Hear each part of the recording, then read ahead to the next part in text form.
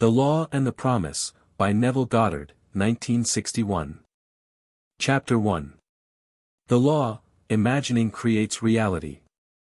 Man is all imagination. God is man and exists in us and we in him. The eternal body of man is the imagination, that is, God, himself, Blake. The purpose of the first portion of this book is to show, through actual true stories, how imagining creates reality. Science progresses by way of hypotheses tentatively tested and afterwards accepted or rejected according to the facts of experience. The claim that imagining creates reality needs no more consideration than is allowed by science.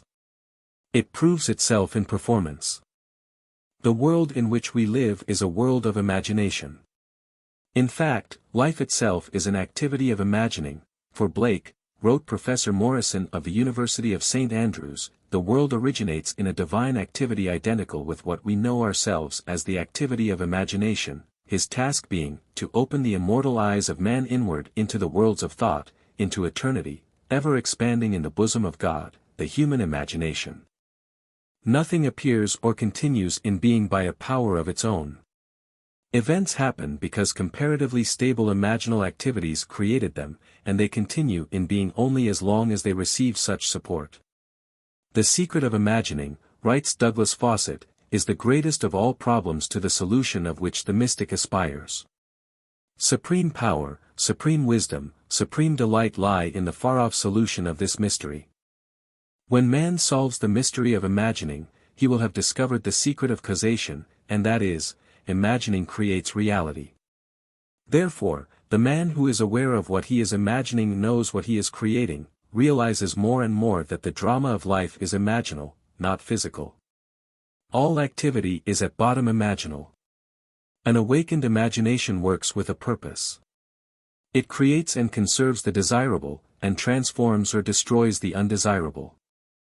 Divine imagining and human imagining are not two powers at all, rather one. The valid distinction which exists between the seeming two lies not in the substance with which they operate but in the degree of intensity of the operant power itself. Acting at high tension, an imaginal act is an immediate objective fact. Keyed low, an imaginal act is realized in a time process. But whether imagination is keyed high or low, it is the ultimate, essentially non-objective reality from which objects are poured forth like sudden fancies. No object is independent of imagining on some level or levels. Everything in the world owes its character to imagination on one of its various levels. Objective reality, writes Fichte, is solely produced through imagination. Objects seem so independent of our perception of them that we incline to forget that they owe their origin to imagination. The world in which we live is a world of imagination, and man, through his imaginal activities, creates the realities and the circumstances of life. This he does either knowingly or unknowingly. Men pay too little attention to this priceless gift, the human imagination, and a gift is practically non-existent unless there is a conscious possession of it and a readiness to use it. All men possess the power to create reality, but this power sleeps as though dead, when not consciously exercised. Men live in the very heart of creation, the human imagination, yet are no wiser for what takes place therein. The future will not be fundamentally different from the imaginal activities of man, therefore, the individual who can summon at will whatever imaginal activity he pleases and to whom the visions of his imagination are as real as the forms of nature, is master of his fate.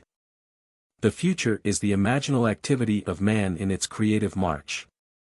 Imagining is the creative power not only of the poet, the artist, the actor and orator, but of the scientist, the inventor, the merchant and the artisan. Its abuse in unrestrained unlovely image-making is obvious, but its abuse in undue repression breeds a sterility which robs man of actual wealth of experience. Imagining novel solutions to ever more complex problems is far more noble than to run from problems. Life is the continual solution of a continuously synthetic problem. Imagining creates events. The world, created out of men's imagining, comprises unnumbered warring beliefs, therefore, there can never be a perfectly stable or static state. Today's events are bound to disturb yesterday's established order. Imaginative men and women invariably unsettle a pre-existing peace of mind. Do not bow before the dictate of facts and accept life on the basis of the world without. Assert the supremacy of your imaginal acts over facts and put all things in subjection to them. Hold fast to your ideal in your imagination. Nothing can take it from you but your failure to persist in imagining the ideal realized. Imagine only such states that are of value or promise well. To attempt to change circumstances before you change your imaginal activity, is to struggle against the very nature of things. There can be no outer change until there is first an imaginal change. Everything you do, unaccompanied by an imaginal change, is but futile readjustment of surfaces. Imagining the wish fulfilled brings about a union with that state, and during that union you behave in keeping with your imaginal change. This shows you that an imaginal change will result in a change of behavior. However, your ordinary imaginal alterations as you pass from one state to another are not transformations because each of them is so rapidly succeeded by another in the reverse direction. But whenever one state grows so stable as to become your constant mood, your habitual attitude, then that habitual state defines your character and is a true transformation. How do you do it? Self-abandonment. That is the secret. You must abandon yourself mentally to your wish fulfilled in your love for that state, and in so doing, live in a new state and no more in the old state. You can't commit yourself to what you do not love, so the secret of self-commission is faith, plus love. Faith is believing what is unbelievable. Commit yourself to the feeling of the wish fulfilled, in faith that this act of self-commission will become a reality. And it must become a reality because imagining creates reality. Imagination is both conservative and transformative. It is conservative when it builds its world from images supplied by memory and the evidence of the senses. It is creatively transformative when it imagines things as they ought to be, building its world out of the generous dreams of fancy. In the procession of images, the ones that take precedence, naturally, are those of the senses. Nevertheless, a present sense impression is only an image. It does not differ in nature from a memory image or the image of a wish. What makes a present sense impression so objectively real is the individual's imagination functioning in it and thinking from it, whereas, in a memory image or a wish, the individual's imagination is not functioning in it and thinking from it, but is functioning out of it and thinking of it. If you would enter into the image in your imagination, then would you know what it is to be creatively transformative, then would you realize your wish, and then you would be happy. Every image can be embodied. But unless you, yourself, enter the image and think from it, it is incapable of birth. Therefore, it is the height of folly to expect the wish to be realized by the mere passage of time. That which requires imaginative occupancy to produce its effect, obviously cannot be effected without such occupancy. You cannot be in one image and not suffer the consequences of not being in another. Imagination is spiritual sensation. Enter the image of the wish fulfilled, then give it sensory vividness and tones of reality by mentally acting as you would act were it a physical fact. Now, this is what I mean by spiritual sensation. Imagine that you are holding a rose in your hand. Smell it. Do you detect the odor of roses? Well, if the rose is not there, why is its fragrance in the air? Through spiritual sensation, that is, through imaginal sight, sound, scent, taste and touch, you can give to the image sensory vividness. If you do this, all things will conspire to aid your harvesting, and upon reflection you will see how subtle were the threads that led to your goal. You could never have devised the means which your imaginal activity employed to fulfill itself. If you long to escape from your present sense fixation, to transform your present life into a dream of what might well be, you need but imagine that you are already what you want to be and to feel the way you would expect to feel under such circumstances. Like the make-believe of a child who is remaking the world after its own heart, create your world out of pure dreams of fancy. Mentally enter into your dream, mentally do what you would actually do, were it physically true. You will discover that dreams are realized not by the rich, but by the imaginative. Nothing stands between you and the fulfillment of your dreams but facts, and facts are the creations of imagining. If you change your imagining, you will change the facts. Man and his past are one continuous structure. This structure contains all of the facts which have been conserved and still operate below the threshold of his surface mind. For him it is merely history. For him it seems unalterable, a dead and firmly fixed past. But for itself, it is living, it is part of the living age. He cannot leave behind him the mistakes of the past, for nothing disappears. Everything that has been is still in existence. The past still exists, and it gives, and still gives, its results. Man must go back in memory, seek for and destroy the causes of evil, however far back they lie. This going into the past and replaying a scene of the past in imagination as it ought to have been played the first time, I call revision, and revision results in repeal. Changing your life means changing the past. The causes of any present evil are the unrevised scenes of the past. The past and the present form the whole structure of man, they are carrying all of its contents with it. Any alteration of content will result in an alteration in the present and future.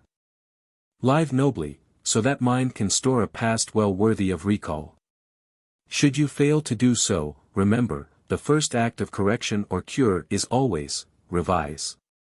If the past is recreated into the present, so will the revised past be recreated into the present, or else the claim, though your sins are like scarlet, they shall be as white as snow, is a lie. And it is no lie. The purpose of the story-to-story commentary that follows is to link up as briefly as possible the distinct but never disconnected themes of the 14 chapters into which I have divided the first part of this book. It will serve, I hope, as a thread of coherent thought that binds the whole into proof of its claim. Imagining creates reality. To make such a claim is easily done. To prove it in the experience of others is far sterner. To stir you to use the law constructively in your own life, that is the aim of this book. Chapter 2. Dwell therein. My God, I heard this day, that none doth build a stately habitation, but he that means to dwell therein. What house more stately hath there been, or can be, than is man, to whose creation all things are in decay? George Herbert. I wish it were true of man's noble dreams, but unfortunately, perpetual construction, deferred occupancy, is the common fault of man. Why build a stately habitation, unless you intend to dwell therein? Why build a dream house and not dwell therein? This is the secret of those who lie in bed awake while they dream things true. They know how to live in their dream until, in fact, they do just that. Man, through the medium of a controlled, waking dream, can predetermine his future. That imaginal activity, of living in the feeling of the wish fulfilled, leads man across a bridge of incident to the fulfillment of the dream. If we live in the dream, thinking from it, and not of it, then the creative power of imagining will answer our adventurous fancy, and the wish fulfilled will break in upon us and take us unawares. Man is all imagination, therefore, man must be where he is in imagination, for his imagination is himself. To realize that imagination is not something tied to the senses or enclosed within the spatial boundary of the body is most important. Although man moves about in space by movement of his physical body, he need not be so restricted. He can move by a change in what he is aware of. However real the scene on which sight rests, man can gaze on one never before witnessed. He can always remove the mountain if it upsets his concept of what life ought to be. This ability to mentally move from things as they are to things as they ought to be, is one of the most important discoveries that man can make. It reveals man as a center of imagining with powers of intervention which enable him to alter the course of observed events, moving from success to success through a series of mental transformations of nature, of others, and himself. For many years a doctor and his wife dreamed about their stately habitation, but not until they imaginatively lived in it, did they manifest it. Here is their story. Some 15 years ago, Mrs. M and I purchased a lot on which we built a 2-story building housing our office and living area. We left ample space on the lot for an apartment building, if and when our finances would permit. All those years we were busy paying off our mortgage, and at the end of that time had no money for the additional building we still desired so much. It was true that we had an ample savings account which meant security for our business, but to use any part of it for a new building would be to jeopardize that security. But now your teaching awakened a new concept, boldly telling us we could have what we most desired through the controlled use of our imagination, and that realizing a desire was made more convincing without money. We decided to put it to a test, to forget about money and concentrate our attention on the thing we desired most in this world, the new apartment building. With this principle in mind, we mentally constructed the new building as we wanted it, actually drawing physical plans so we could better formulate our mental picture of the completed structure. Never forgetting to think from the end, in our case, the completed, occupied building, we took many imaginative trips through our apartment house, renting the units to imaginary tenants, examining in detail every room and enjoying the feeling of pride as friends offered congratulations on the unique planning. We brought into our imaginal scene one friend in particular, I shall call her Mrs. X, a lady we had not seen for some time as she had given us up socially, believing us a bit peculiar in our new way of thinking. In our imaginal scene, we took her through the building and asked how she liked it. Hearing her voice distinctly, we had her reply, "Doctor, I think it is beautiful." One day, while talking together of our building, my wife mentioned a contractor who had constructed several apartment houses in our neighborhood. We knew of him only by the name that appeared on signs adjacent to buildings under construction. But realizing that if we were living in the end, we would not be looking for a contractor, we promptly forgot this angle. Continuing these periods of daily imagining for several weeks, we both felt we were now fused with our desire and had successfully been living in the end. One day a stranger entered our office and identified himself as the contractor whose name my wife had mentioned weeks before. In an apologetic manner, he said, "I don't know why I stopped here. I normally don't go to see people, but rather, people come to see me." He explained that he passed our office often and had wondered why there wasn't an apartment building on the corner lot. We assured him we would like very much to have such a building there, but that we had no money to put into the project, not even the few $100s it would take for plans. Our negative response did not faze him, and seemingly compelled, he began to figure and devise ways and means to carry out the job, unasked and unencouraged by us. Forgetting the incident, we were quite startled, and a few days later this man called, informing us that plans were completed and that the proposed building would cost us $30,000. We thanked him politely and did absolutely nothing. We knew we had been living imaginatively in the end of a completed building, and that imagination would assemble that building perfectly without any outside assistance from us. So, we were not surprised when the contractor called again the next day to say he had found a set of blueprints in his files that fitted our needs perfectly with few alterations. This, we were informed, would save us the architect's fee for new plans. We thanked him again and still did nothing. Logical thinkers would insist that such negative response from prospective customers would completely end the matter. Instead, 2 days later, the contractor again called with the news that he had located a finance company willing to cover the necessary loan with the exception of a few $1,000s. It sounds incredible, but we still did nothing. For, remember, to us this building was completed and rented, and in our imagination we had not put one penny into its construction. The balance of this tale reads like a sequel to Alice in Wonderland, for the contractor came to our office the next day and said, as though presenting us with a gift, "You people are going to have that new building anyway. I've decided to finance the balance of the loan myself. If this is agreeable, I'll have my lawyer draw up the papers, and you can pay me back out of net profits from rentals." This time we did do something. We signed the papers, and construction began immediately. Most of the apartment units were rented before final completion, and all but one occupied the day of completion. We were so thrilled by the seemingly miraculous events of the past few months that for a while we didn't understand this seeming flaw in our imaginal picture. But knowing what we had already accomplished through the power of imagining, we immediately conceived another imaginal scene, and in it, this time, instead of showing the party through the unit and hearing the words, "We'll take it," we ourselves in imagination visited tenants who had already moved in that apartment. We allowed them to show us through the rooms and heard their pleased and satisfied comments. 3 days later that apartment was rented. Our original imaginary drama had objectified itself in every detail save one, and that one became a reality when, 1 month later, our friend, Mrs. X, surprised us with a long overdue visit, expressing her desire to see our new building. Gladly we took her through, and at the end of the tour heard her speak the line we had heard in our imagination so many weeks before, as with emphasis on each word, she said, "Doctor, I think it is beautiful." Our dream of 15 years was realized. And we know, now, that it could have been realized any time within those 15 years if we had known the secret of imagining and how to live in the end of desire. But now it was realized, our one big desire was objectified. And we did not put 1 penny of our own money into it.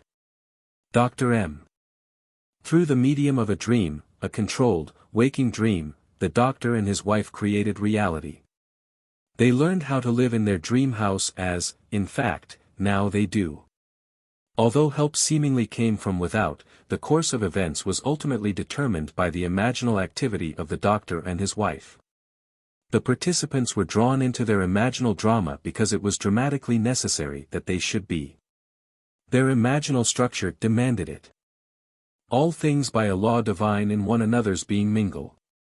Percy Bysshe Shelley, Love's Philosophy. The following story illustrates the way in which a lady prepared her stately habitation by imaginatively sleeping in it, or dwelling therein. A few months ago, my husband decided to place our home on the market. The main object for the move which we had discussed many times was to find a home large enough for the 2 of us, my mother and my aunt, in addition to 10 cats, 3 dogs and 1 parakeet. Believe it or not, the contemplated move was my husband's idea as he loved my mother and aunt and said I was at their house most of the time anyway, so, why not live together and pay 1 tax bill? I liked the idea tremendously, but I knew that this new home would have to be something very special in size, location and arrangement, as I insisted on privacy for all concerned. So at the moment I was undecided whether to sell our present home or not, but I didn't argue, as I knew quite well from past experience with imagining that our house would never sell until I stopped sleeping in it.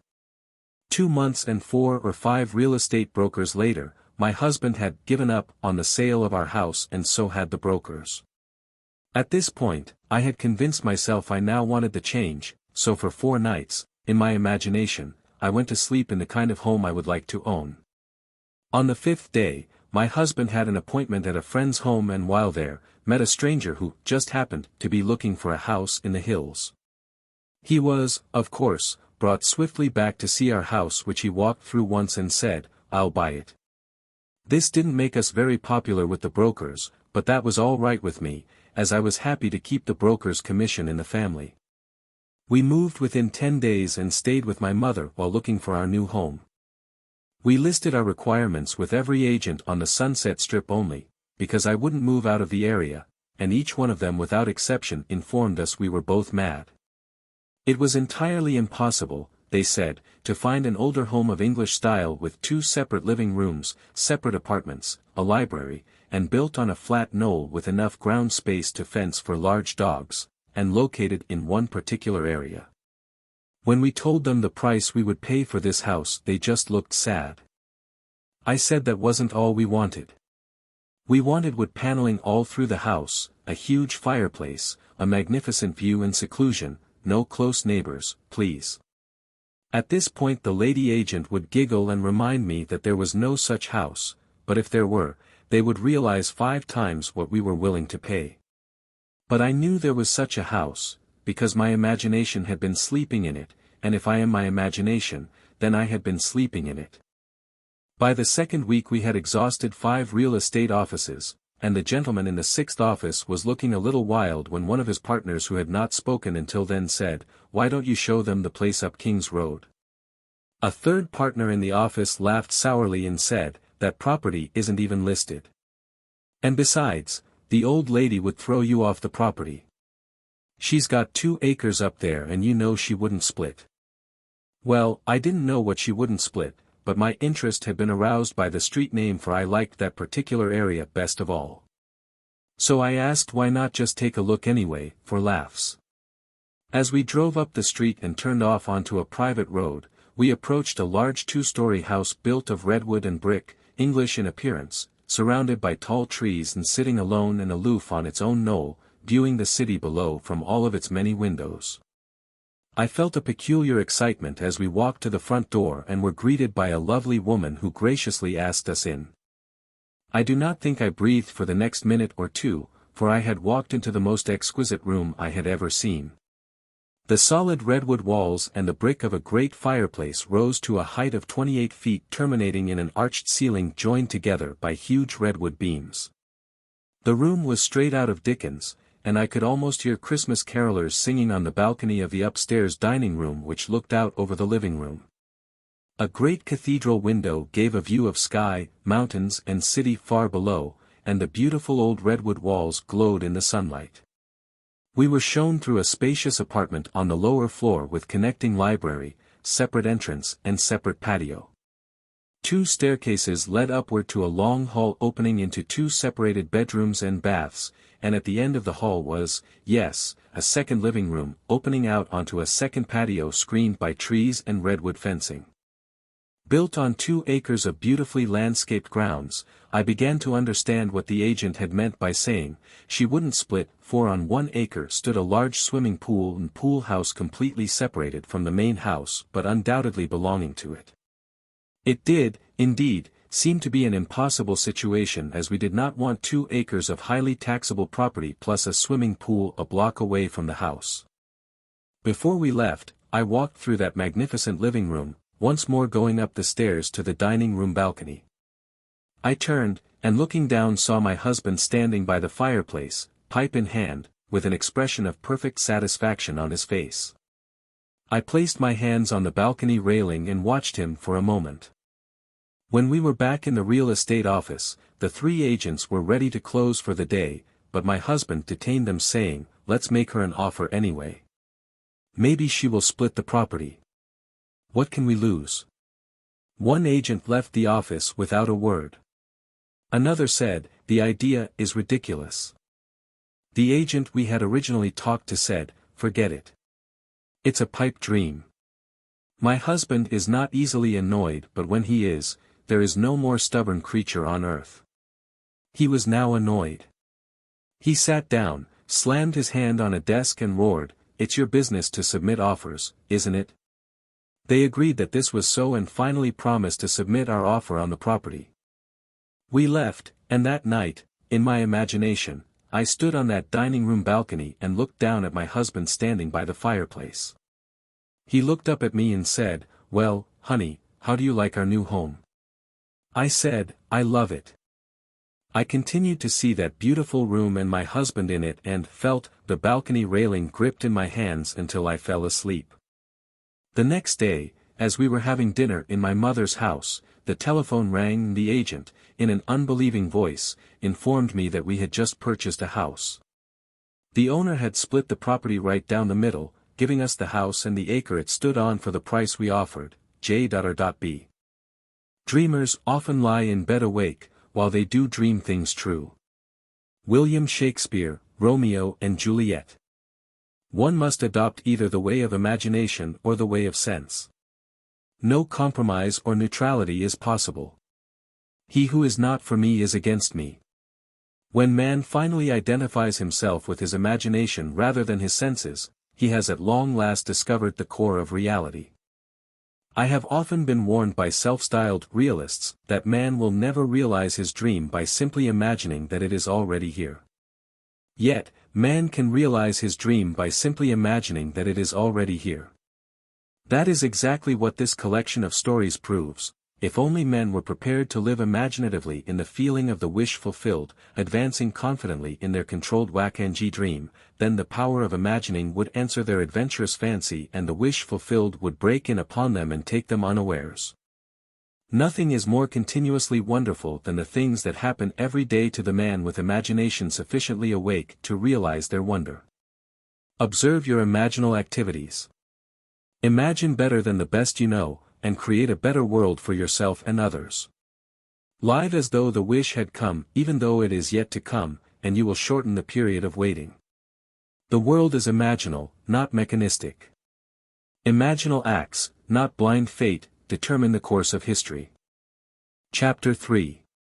Turn the wheel backward. Oh, let your strong imagination turn the great wheel backward, until Troy unburn. John Collins Squire, The Birds. All life is, throughout the ages, nothing but the continuing solution of a continuous synthetic problem. H. G. Wells. The perfectly stable or static state is always unattainable. The end attained objectively always realizes more than the end the individual originally had in view. This, in turn, creates a new situation of inner conflict, needing novel solutions to force man along the path of creative evolution. His touch is infinite and lends a yonder to all ends. Today's events are bound to disturb yesterday's established order. The creatively active imagination invariably unsettles a pre-existing peace of mind. The question may arise as to how, by representing others to ourselves as better than they really were, or mentally rewriting a letter to make it conform to our wish, or by revising the scene of an accident, the interview with the employer, and so on, could change what seems to be the unalterable facts of the past. But remember my claims for imagining. Imagining creates reality. What it makes, it can unmake. It is not only conservative, building a life from images supplied by memory, it is also creatively transformative, altering a theme already in being. The parable of the unjust steward gives the answer to this question. We can alter our world by means of a certain illegal, imaginal practice, by means of a mental falsification of the facts, that is, by means of a certain intentional imaginal alteration of that which we have experienced. All this is done in one's own imagination. This is a form of falsehood which not only is not condemned, but is actually approved in the gospel teaching. By means of such a falsehood, a man destroys the causes of evil and acquires friends, and on the strength of this revision proves, judging by the high praise the unjust steward received from his master, that he is deserving of confidence. Because imagining creates reality, we can carry revision to the extreme and revise a scene that would be otherwise unforgivable. We learn to distinguish between man, who is all imagination, and those states into which he may enter. An unjust steward, looking at another's distress, will represent the other to himself as he ought to be seen. Were he, himself, in need, he would enter his dream in his imagination and imagine what he would see and how things would seem and how people would act, after these things should be. Then, in this state he would fall asleep, feeling the way he would expect to feel, under such circumstances. Would that all the Lord's people were unjust stewards, mentally falsifying the facts of life to deliver individuals forevermore. For the imaginal change goes forward, until at length the altered pattern is realized on the heights of attainment. Our future is our imaginal activity in its creative march. Imagine better than the best you know. To revise the past is to reconstruct it with new content. Man should daily relive the day as he wished he had lived it, revising the scenes to make them conform to his ideals. For instance, suppose today's mail brought disappointing news. Revise the letter. Mentally rewrite it and make it conform to the news you wish you had received. Then, in imagination, read the revised letter over and over again, and this will arouse the feeling of naturalness, and imaginal acts become facts as soon as we feel natural in the act. This is the essence of revision, and revision results in repeal. This is exactly what FB did. Late in July I wrote to a real estate agent of my desire to sell a piece of land which had been a financial burden to me. His negative reply listed all the reasons why sales were at a standstill in that area, and he forecast a bleak period of waiting until after the first of the year. I received his letter on a Tuesday, and, in my imagination, I rewrote it with words indicating that the agent was eager to take my listing. I read this revised letter over and over, and I extended my imaginal drama using your theme of the four mighty ones of our imagination, from your book Seed Time and Harvest, the producer, the author, the director, and the actor. In my imaginal scene as producer, I suggested the theme, the lot is sold for a profit. As the author, I wrote this simple scene which, to me, implied fulfillment, standing in the real estate office, I extended my hand to the agent and said, "Thank you, sir," and he replied, "It was a pleasure doing business with you." As director, I rehearsed myself as actor until that scene was vividly real and I felt the relief which would be mine if the burden were really lifted. 3 days later, the agent I had originally written phoned me saying he had a deposit for my lot at the price I had specified. I signed the papers in his office the next day, extended my hand and said, "Thank you, sir." The agent replied, "It was a pleasure doing business with you." 5 days after I had constructed and enacted an imaginal scene, it became a physical reality and was played word for word just as I had heard it in my imagination. The feeling of relief and joy came, not so much from selling the property, but from the incontrovertible proof that my imagined drama worked. F.B. If the thing accomplished were all, how futile. But F.B. discovered a power within himself that can consciously create circumstances. By mentally falsifying the facts of life, man moves from passive reaction to active creation. This breaks the wheel of recurrence and builds a cumulatively enlarging future.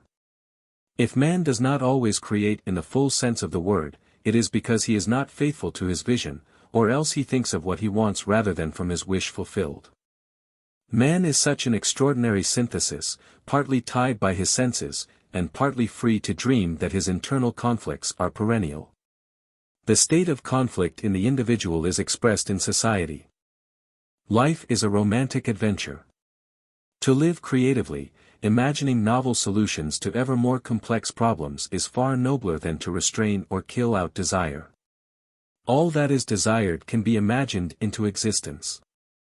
Wouldst thou be in a dream, and yet not sleep? Try to revise your day every night before falling asleep.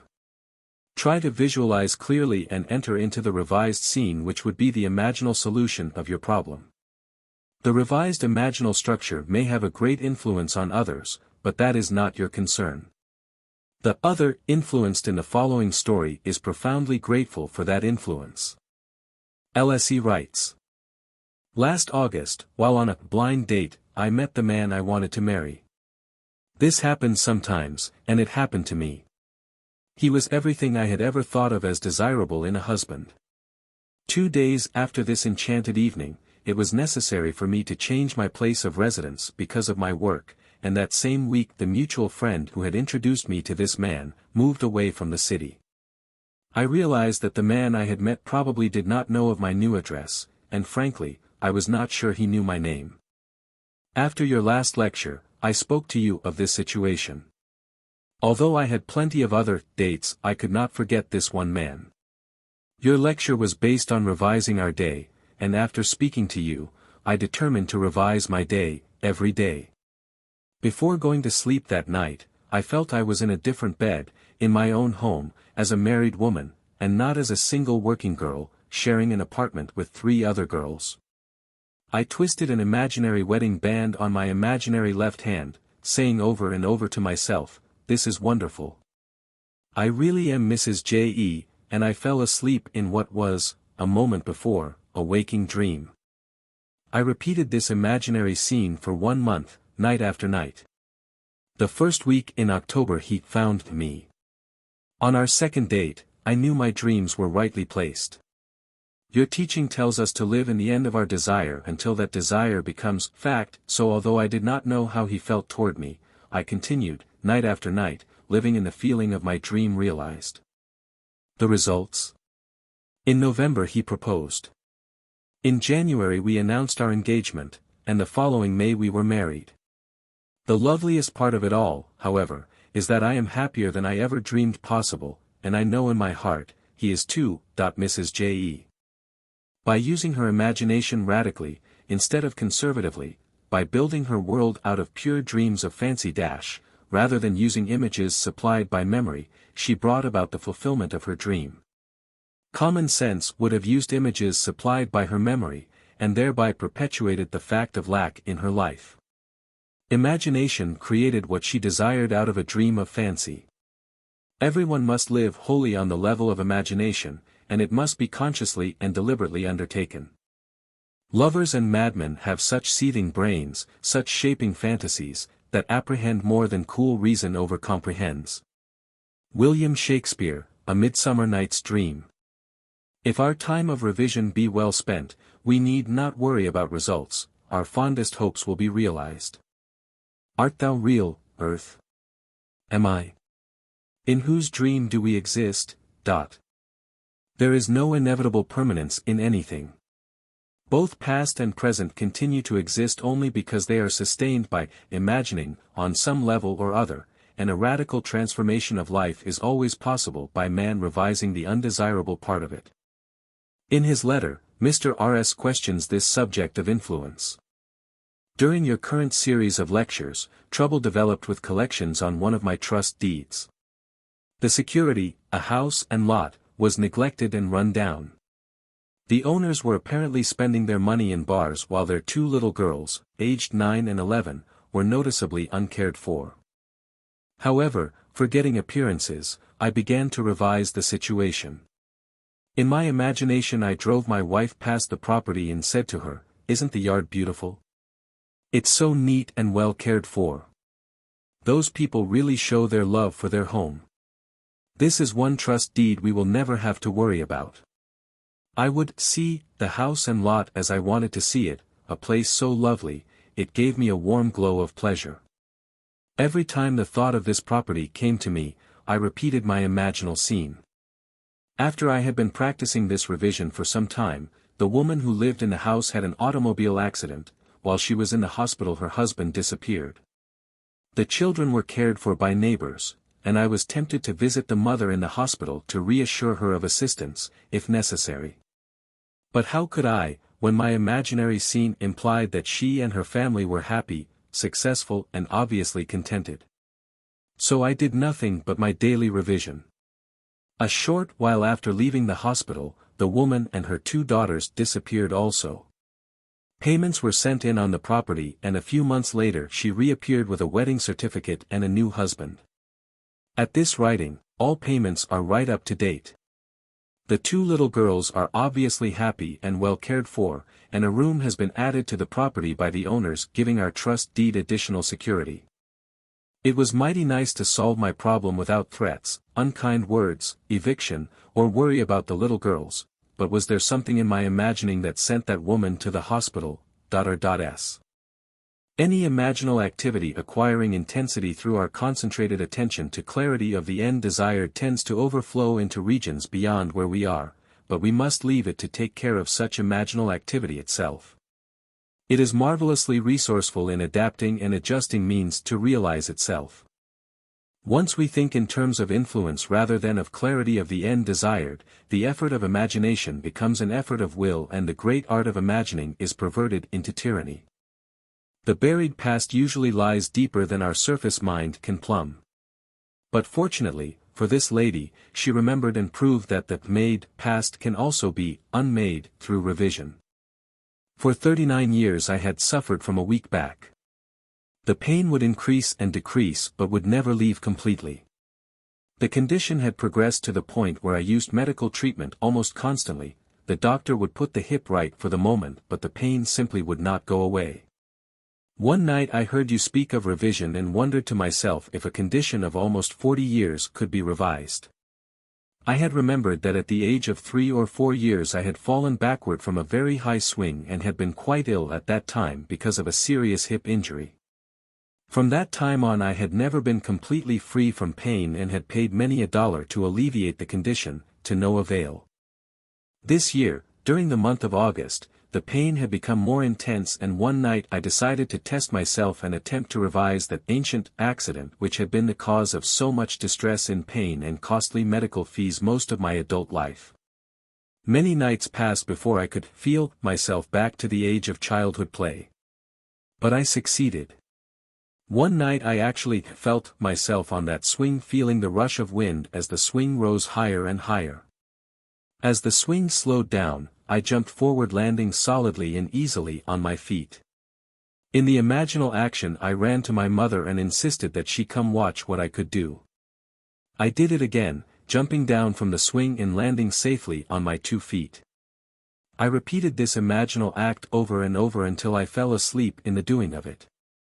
Within 2 days the pain in my back and hip began to recede, and within 2 months pain no longer existed for me. A condition that had plagued me for more than 39 years, that had cost a small fortune in attempted cure, was no more. L.H.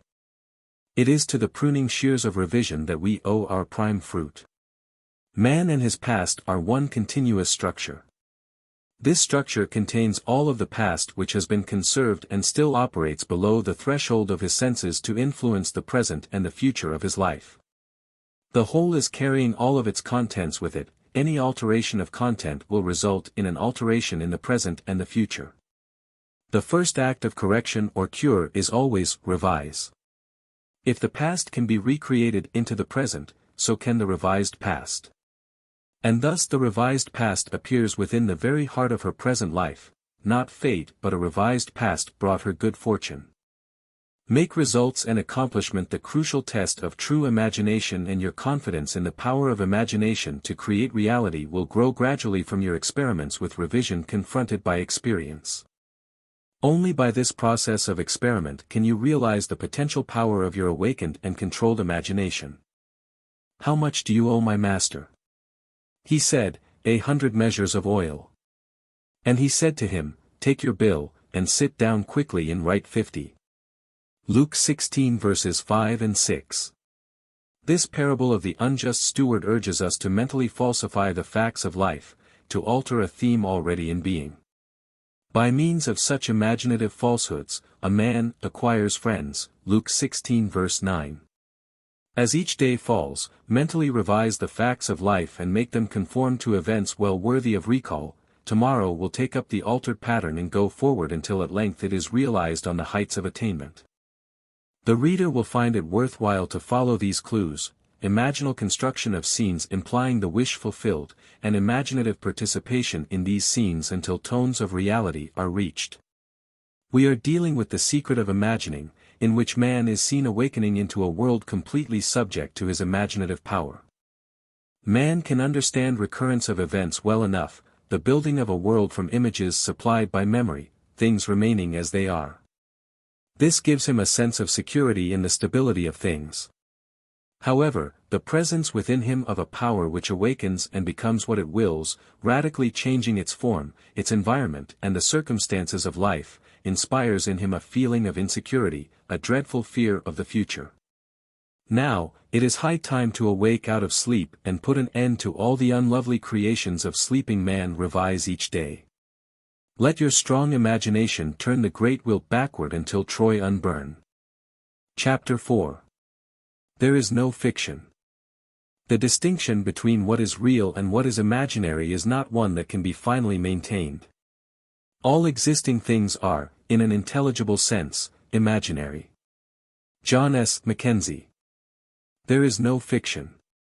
If an imaginal activity can produce a physical effect, our physical world must be essentially imaginal. To prove this would require merely that we observe our imaginal activities and watch to see whether or not they produce corresponding external effects. If they do, then we must conclude that there is no fiction. Today's imaginal drama, fiction, becomes tomorrow's fact. If we had this wider view of causation, that causation is mental, not physical, that our mental states are causative of physical effects, then we would realize our responsibility as a creator and imagine only the best imaginable. Fable enacted as a sort of stage play in the mind is what causes the physical facts of life. Man believes that reality resides in the solid objects he sees around him, that it is in this world that the drama of life originates, that events spring suddenly into existence, created moment by moment out of antecedent physical facts. But causation does not lie in the external world of facts. The drama of life originates in the imagination of man. The real act of becoming takes place within man's imagination and not without. The following stories could define causation as the assemblage of mental states, which occurring, creates that which the assemblage implies. The foreword from Walter Lord's A Night to Remember illustrates my claim: imagining creates reality. In 1898, a struggling author, named Morgan Robertson, concocted a novel about a fabulous Atlantic liner, far larger than any that had ever been built. Robertson loaded his ship with rich and complacent people and then wrecked it one cold April night on an iceberg. This somehow showed the futility of everything, and in fact, the book was called Futility when it appeared that year, published by the firm of M.F. Mansfield. 14 years later, a British shipping company, named the White Star Line, built a steamer remarkably like the one in Robertson's novel. The new liner was 66,000 tons displacement, Robertson's was 70,000 tons. The real ship was 882.5 feet long, the fictional one was 800 feet. Both could carry about 3,000 people, and both had enough lifeboats for only a fraction of this number. But, then this didn't seem to matter because both were labeled unshakable. On April 19, 1912, the real ship left Southampton on her maiden voyage to New York. Her cargo included a priceless copy of the Rubaiyat of Omar Khayyam and a list of passengers collectively worth $250 million. On her way over, she, too, struck an iceberg and went down on a cold April night. Robertson called his ship the Titan, the White Star Line called its ship the Titanic. Had Morgan Robertson known that imagining creates reality, that today's fiction is tomorrow's fact, would he have written the novel Futility? In the moment of the tragic catastrophe, writes Schopenhauer, the conviction becomes more distinct to us than ever that life is a bad dream from which we have to awake. And the bad dream is caused by the imaginal activity of sleeping humanity. Imaginal activities may be remote from their manifestation and unobserved events are only appearance. Causation as seen in this tragedy is elsewhere in spacetime. Far off from the scene of action, invisible to all, was Robertson's imaginal activity, like a scientist in a control room directing his guided missile through spacetime. Who paints a picture, writes a play or book which others read while he's asleep in bed, oh, the other side of the world, when they o'erlook his page the sleeper might as well be dead, what knows he of his distant unfelt life? What knows he of the thoughts his thoughts are raising, the life his life is giving, or the strife concerning him, some cavilling, some praising?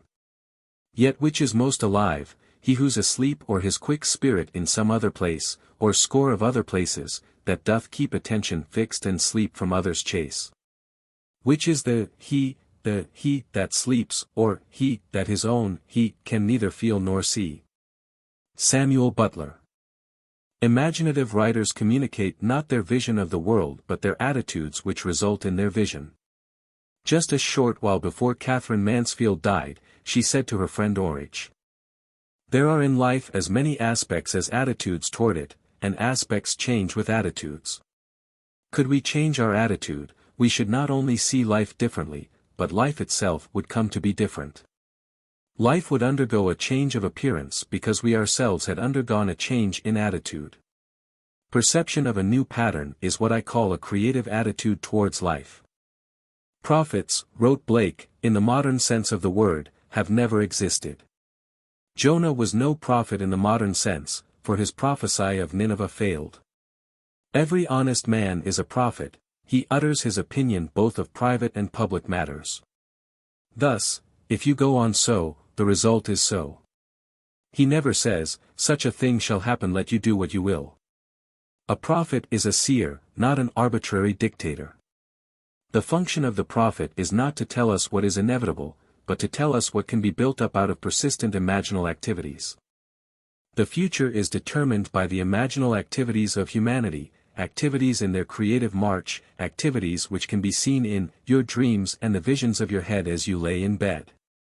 Would that all the Lord's people were prophets, in the true sense of the word, like this dancer who now, from the summit of his realized ideal, sights yet higher peaks that are to be scaled.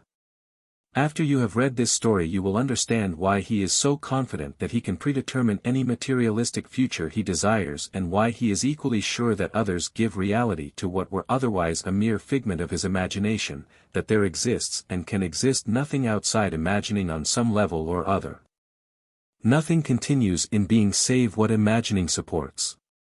The mind can make substance, and people planets of its own with beings brighter than have been, and give a breath to forms which can outlive all flesh. Lord G. Byron. As my story begins, at the age of 19 I was a mildly successful dancing teacher and continued in this static state for almost 5 years. At the end of this time I met a young lady who talked me into attending your lectures.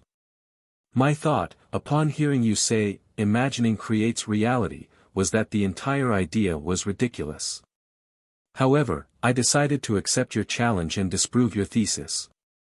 I bought your book Out of This World and read it many times. Still unconvinced, I set myself a rather ambitious goal. My present position was as an instructor with the Arthur Murray Dance Studio, and my goal was to own a franchise and be boss of an Arthur Murray studio myself. This seemed the most unlikely thing in the world, as franchises were extremely difficult to secure, but on top of this fact, I was completely without the necessary funds to begin such an operation. Nevertheless, I assumed the feeling of my wish fulfilled as night after night, in my imagination, I went to sleep managing my own studio. 3 weeks later a friend called me from Reno, Nevada. He had the Murray studio there and said it was too much for him to cope with alone.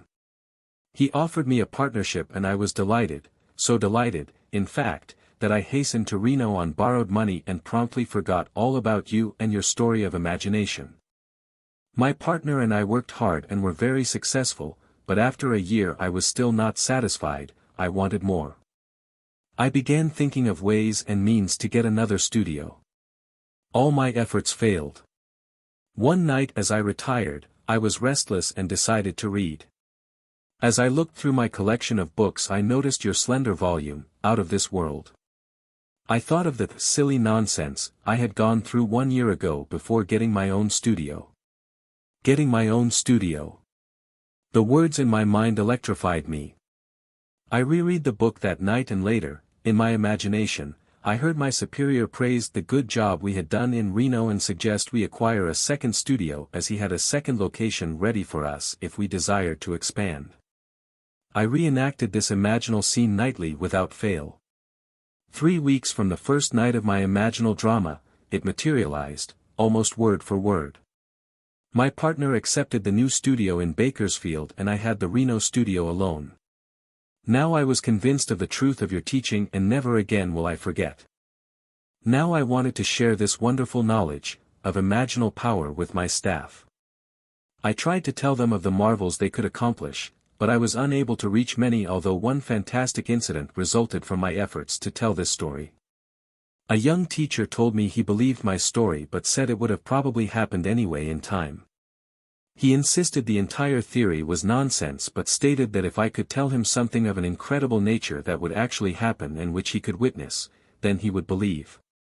I accepted his challenge and conceived a truly fantastic test. The Reno studio is the most insignificant in the entire Murray system because of the small population count in the city itself. There are over 300 Murray studios in the country with much larger populations, therefore providing greater possibilities to draw from. So, my test was this. I told the teacher that within the next 3 months, at the time of a national dance convention, the Little Reno studio would be the foremost topic of conversation at that convention. He calmly stated this was quite impossible. That night when I retired, I felt myself standing before a tremendous audience. I was speaking on creative imagining and felt the nervousness of being before such a vast audience, but I also felt the wonderful sensation of audience acceptance. I heard the roar of applause and as I left the stage, I saw Mr. Murray, himself come forward and shake my hand. I reenacted this entire drama night after night. It began to take on the tones of reality and I knew I had done it again. My imaginal drama materialized down to the last detail. My Little Reno studio was the talk of the convention and I did appear on that stage just as I had done in my imagination. But even after this unbelievable but actual happening, the young teacher who threw me the challenge remained unconvinced. He said it had all happened too naturally. And he was sure it would have happened anyway. I did not mind his attitude because his challenge had given me another opportunity to prove, at least to myself, that imagining does create reality. From that time on, I continued with my ambition to own the largest Arthur Murray dance studio in the world. Night after night, in my imagination, I heard myself accepting a studio franchise for a great city. Within 3 weeks Mr. Murray called me and offered a studio in a city of 1.5 million people. It is now my goal to make my studio the greatest and biggest in the entire system. And, of course, I know it will be done, through my imagination, E.O.L., Jr. Imagining, writes Douglas Fawcett, may be hard to grasp, being quicksilver-like, it vanishes into each of its metamorphoses and thereby displays its transformative magic. We must look beyond the physical fact for the imagining which has caused it. For 1 year E.O.L., Jr. lost himself in his metamorphosis, but fortunately he remembered the silly nonsense he had gone through before getting his own studio. And reread the book. Imaginal acts on the human level need a certain interval of time to develop, but imaginal acts, whether committed to print or locked in the bosom of a hermit, will realize themselves in time. Test yourself, if only out of curiosity. You will discover the profit is your own imagining, and you will know there is no fiction. We should never be certain that it was not some woman treading in the winepress who began that subtle change in men's mind. Or that the passion, because of which so many countries were given to the sword, did not begin in the mind of some shepherd boy, lighting up his eyes for a moment before it ran upon its way. William Butler Yeats. There is no fiction. Imagining fulfills itself in what our lives become. And now I have told you before it takes place, so that when it does take place, you may believe. John 14 verse 29. The Greeks were right, the gods have come down to us in the likeness of men. But they have fallen asleep and do not realize the might they wield by their imaginal activities. Real are the dreams of gods, and smoothly pass their pleasure in a long immortal dream. John Keats. E.B., an author, is fully aware that today's fiction can become tomorrow's fact. In this letter, she writes, "One spring, I completed a novelette, sold it and forgot it. Not until many long months later did I sit down and nervously compare some facts in my fiction with some facts in my life. Please read a brief outline of my created story. Then compare it with my personal experience. The heroine of my story took a vacation trip to Vermont. To the small city of Stowe, Vermont, to be exact. When she reached her destination she was faced with such unpleasant behavior on the part of her companion that she either had to continue her lifetime pattern of allowing another's selfish demand dominate her or to break that pattern and leave. She broke it and returned to New York. When she returned, and the story continues, events took shape in a proposal of marriage which she happily accepted. For my part of this tale. As small events evolved, I began to remember the dictates of my own pen and insignificant relationship. This is what happened to me. I received an invitation from a friend offering me a vacation at her summer place in Vermont. I accepted and was not startled, at first, when I learned her summer place was in the city of Stowe. When I arrived, I found my hostess in such a highly nervous state I realized I was faced with either a wretched summer or the choice of walking out on her.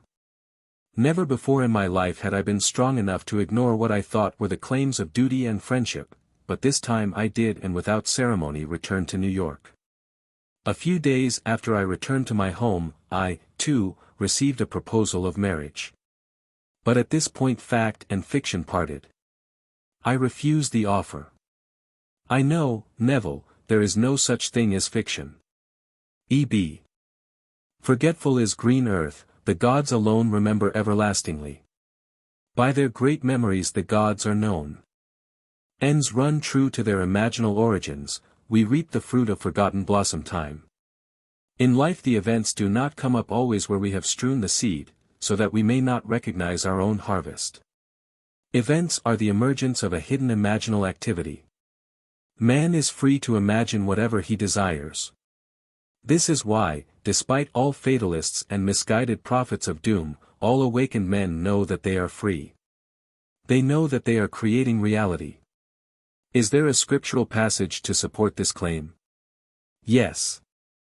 And it came to pass, as he interpreted to us, so it was. W. B. Yeats must have discovered that there is no fiction, for after describing some of his experiences in the conscious use of imagination, he writes, "If all who have described events like this have not dreamed, we should rewrite our histories, for all men, certainly all imaginative men, must be forever casting forth enchantments, glamours, illusions, and all men, especially tranquil men, who have no powerful egotistic life, must be continually passing under their power. Our most elaborate thoughts, elaborate purposes, precise emotions, are often, as I think, not really ours, but have on a sudden come up, as it were, out of hell or down out of heaven. Ideas of good and evil. There is no fiction. Imagine better than the best you know." Chapter 5. Subtle Threads. "All you behold, though it appears without, it is within, in your imagination, of which this world of mortality is but a shadow." Blake. Nothing appears or continues in being by a power of its own. Events happen because comparatively stable imaginal activities created them, and they continue in being by virtue of the support they receive from such imaginal activities. The part which imagining the wish fulfilled plays in consciously creating circumstances is obvious in this series of stories. You will see how the telling of one story of the successful use of imagination can serve as a spur and a challenge to others to try it and see. One night a gentleman rose in my audience. He said that he had no question to ask but would like to tell me something. This was his story. When he came out of the armed forces after World War II, he got a job that gave him take-home pay of $25 a week. After 10 years he was making $600 a month. At that time he bought my book, Awakened Imagination, and read the chapter, The Pruning Shears of Revision. Through the daily practice of revision, as set forth there, he was able to tell my audience 2 years later that his income was equal to that of the President of the United States. In my audience sat a man who, by his confession, was broke. He had read the same book, but he suddenly realized he had done nothing with the use of his imagination to solve his financial problem. He decided he would try to imagine himself as the winner of the 5 to 10 pool at Caliente racetrack. In his words, "In this pool, one attempts to pick winners in the 5th through the 10th races. So this is what I did. In my imagination I stood, sorting my tickets and feeling as I did so, that I had each of the 6 winners. I enacted this scene over and over in my imagination, until I actually felt goose pimples. Then I saw the cashier giving me a large sum of money which I placed beneath my imaginary shirt. This was my entire imaginal drama, and for 3 weeks, night after night, I enacted this scene and fell asleep in the action. After 3 weeks I traveled physically to the Caliente racetrack, and on that day every detail of my imaginative play was actually realized. The only change in the scene was that the cashier gave me a check for a total of $84,000 instead of currency, T.K. After my lecture the night this story was told, a man in the audience asked me if I thought it possible for him to duplicate TK's experience. I told him he must decide the circumstances of his imaginal scene himself, but that whatever scene he chose, he must create a drama he could make natural to himself and imagine the end intently with all the feeling he could muster. He must not labor for the means to the end but live imaginatively in the feeling of the wish.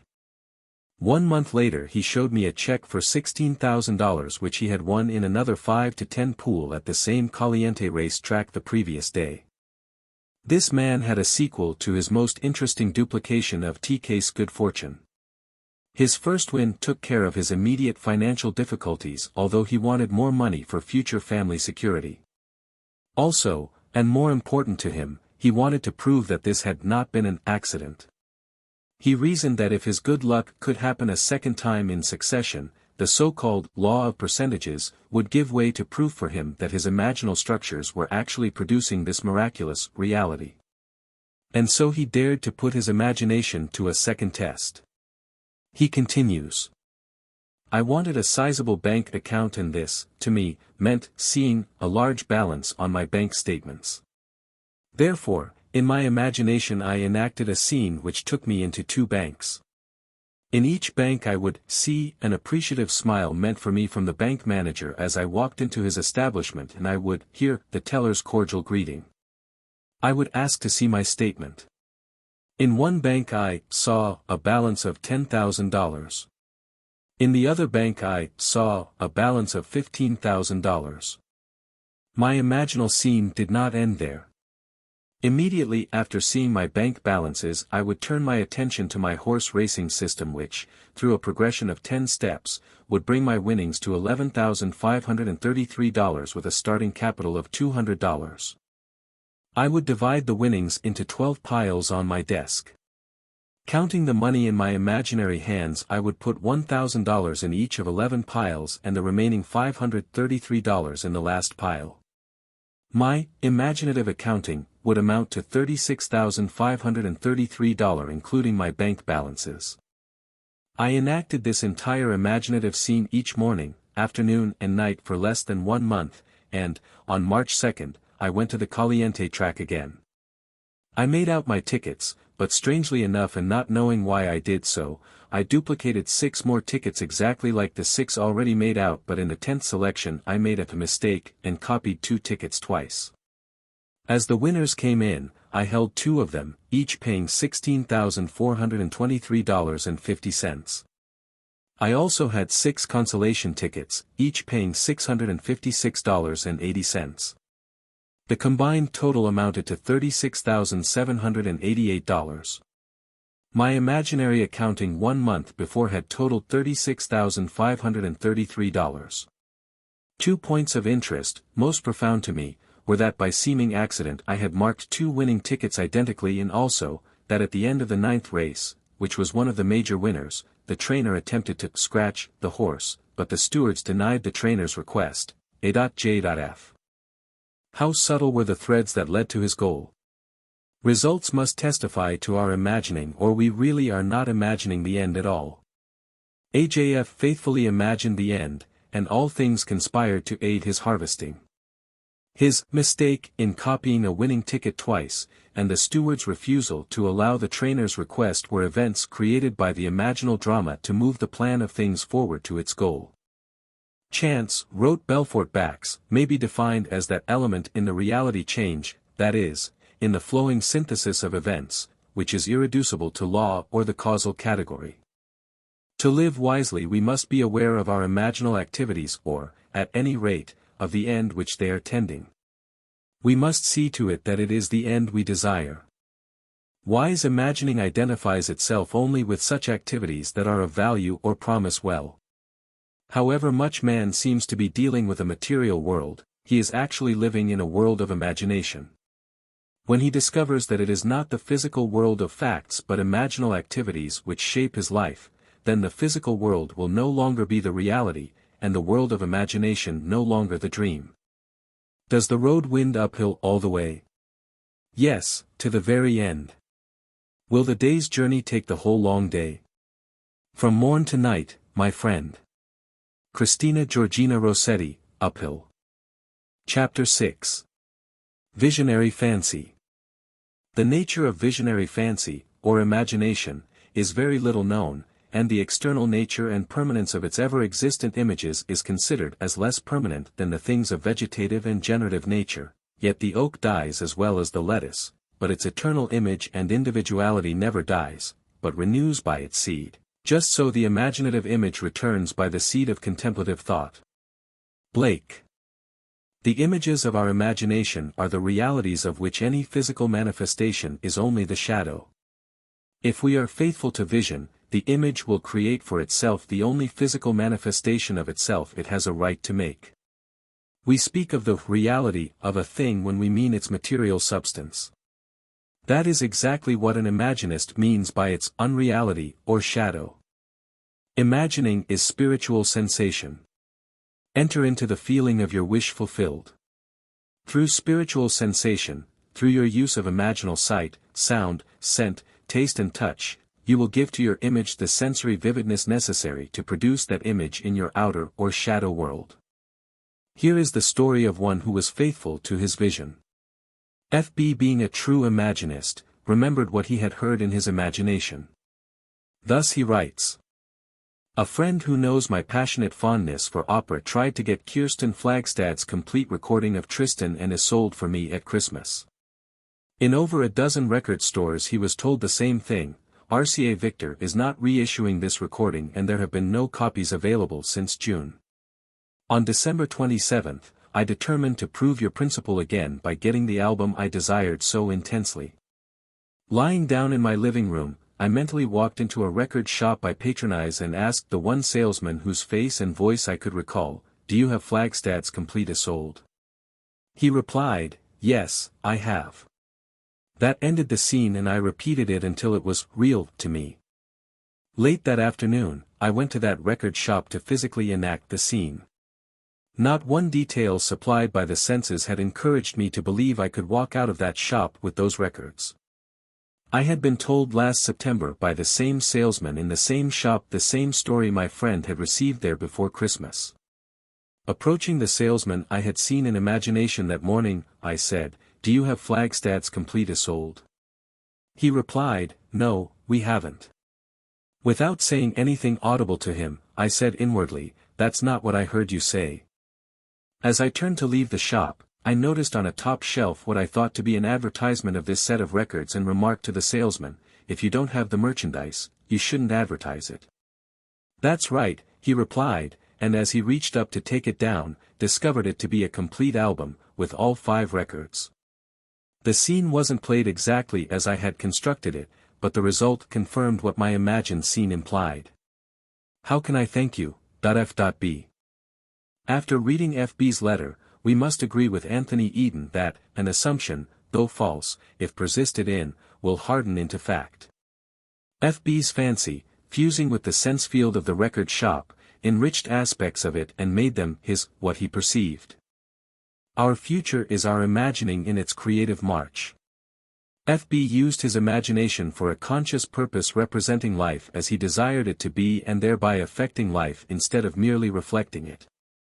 So sure was he that his imaginal drama was the reality, and the physical act but a shadow, that when the salesman said, "No, we haven't," F.B. mentally said, "That's not what I heard you say." He not only remembered what he had heard, but he was still remembering it. Imagining the wish fulfilled is the seeking that finds, the asking that receives, the knocking to which is opened. He saw and heard what he desired to see and hear, and would not take, "No, we haven't," for an answer. The Imaginist dreams while awake. He is not the servant of his vision, but the master of the direction of his attention. Imaginative constancy controls perception of events in spacetime. Unfortunately, most men are ever-changing, like a joyless eye that finds no object worth its constancy. Mrs. Gr. too, had imaginatively heard what she wanted to physically hear and knew the outer world must confirm it. This is her story. Some time ago we advertised our home for sale, which was necessary for us to buy a larger property on which we had placed a deposit. Several people would have bought our home immediately, but we were obliged to explain that we could not close any deal until we learned whether or not our offer for the property we wanted had been accepted. At this time, a broker called and literally begged us to allow him to show our home to a client of his who was eager for this location and would be glad to pay even more than we were asking. We explained our situation to the broker and to his client. They both stated they did not mind waiting for our deal to be consummated. The broker asked us to sign a paper which he said was not binding in any way but would give him first chance at the sale if our other deal went through. We signed the paper and later learned that in California real estate law nothing could have been more binding. A few days later our deal for the new property fell through, so we notified this broker and his verbal response was, "Well, just forget it." 2 weeks later he filed suit against us for $1,500 commission. Trial date was set and we asked for a jury trial. Our attorney assured us he would do all he could, but that the law on this particular point was so stringent that he could not see any possibility of our winning the case. When time for the trial arrived, my husband was in the hospital and could not appear with me in our defense. I had no witnesses, but the broker brought 3 attorneys and a number of witnesses into court against us. Our attorney now told me we had not the slightest chance to win. I turned to my imagination, and this is what I did. Completely disregarding all that had been said by attorneys, witnesses, and the judge who seemed to favor the plaintiff, I thought only of the words I wanted to hear. In my imagination, I listened intently and heard the foreman of the jury say, "We find the defendant not guilty." I listened until I knew it was true. I closed my mind's ear to everything said in that courtroom and heard only those words, "We find the defendant not guilty." The jury deliberated from noon recess until 4:30 that afternoon, and all during those hours I sat in the courtroom and heard those words over and over in my imagination. When the jurors returned, the judge asked the foreman to stand and give their verdict. The foreman stood up and said, "We find the defendant not guilty. Mrs. Gr. If there were dreams to sell, what would you buy? Would you not buy your wish fulfilled? Your dreams are without price and without money." By locking up the jury in her imagination, hearing only what she wanted to hear, she called the jury to unanimity on her behalf. Imagining being the reality of all that exists, with it the lady achieved her wish fulfilled. Hebel's statement that the poet creates from contemplation is true of imaginists as well. They know how to utilize their video-audio hallucinations to create reality. Nothing is so fatal as conformity. We must not allow ourselves to be girt about by the ringed fixity of fact. Change the image, and thereby change the fact. R.O. employed the art of seeing and feeling to create her vision in imagination. A year ago I took my children to Europe, leaving my furnished apartment in the care of my maid. When we returned a few months later to the United States, I found my maid and all my furniture gone. The apartment superintendent stated that the maid had had my furniture moved, by my request. There was nothing I could do at the moment, so I took my children and moved into a hotel. I, of course, reported the incident to the police and, also, brought in private detectives on the case. Both organizations investigated every moving company and every storage warehouse in New York City, but to no avail. There seemed to be absolutely no trace of my furniture, nor of my maid. Having exhausted all outside sources, I remembered your teaching and decided I would try using my imagination in this matter. So, while seated in my hotel room, I closed my eyes and imagined myself in my own apartment, sitting in my favorite chair and surrounded by all of my personal furnishings. I looked across the living room at the piano on which I kept pictures of my children. I would continue to stare at my piano until the entire room became vividly real to me. I could see my children's pictures and actually feel the upholstery of the chair in which, in my imagination, I sat. The next day, as I came out of my bank, I turned to walk in the direction of my vacant apartment instead of toward my hotel. When I reached the corner, I discovered my mistake and was just about to turn back when my attention was drawn to a very familiar pair of ankles. Yes, the ankles belonged to my maid. I walked up to her and took hold of her arm. She was quite frightened, but I assured her all I wanted from her was my furniture. I called a taxi and she took me to the place in which her friends had stored my furnishings.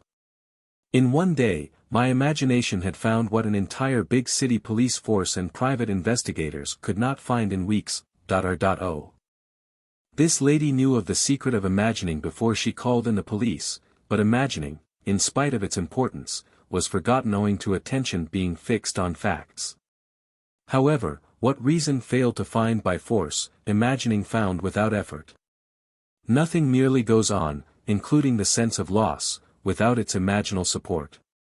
By imagining that she was seated in her own chair, in her own living room, surrounded by all of her own furnishings, she withdrew the imaginal support she had given to her sense of loss, and by this imaginal change she recovered her lost furniture and re-established her home.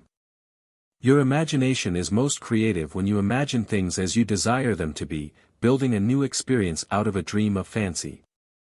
To build such a dream of fancy in her imagination, F.G. brought to play all of her senses: sight, sound, touch, smell, even taste.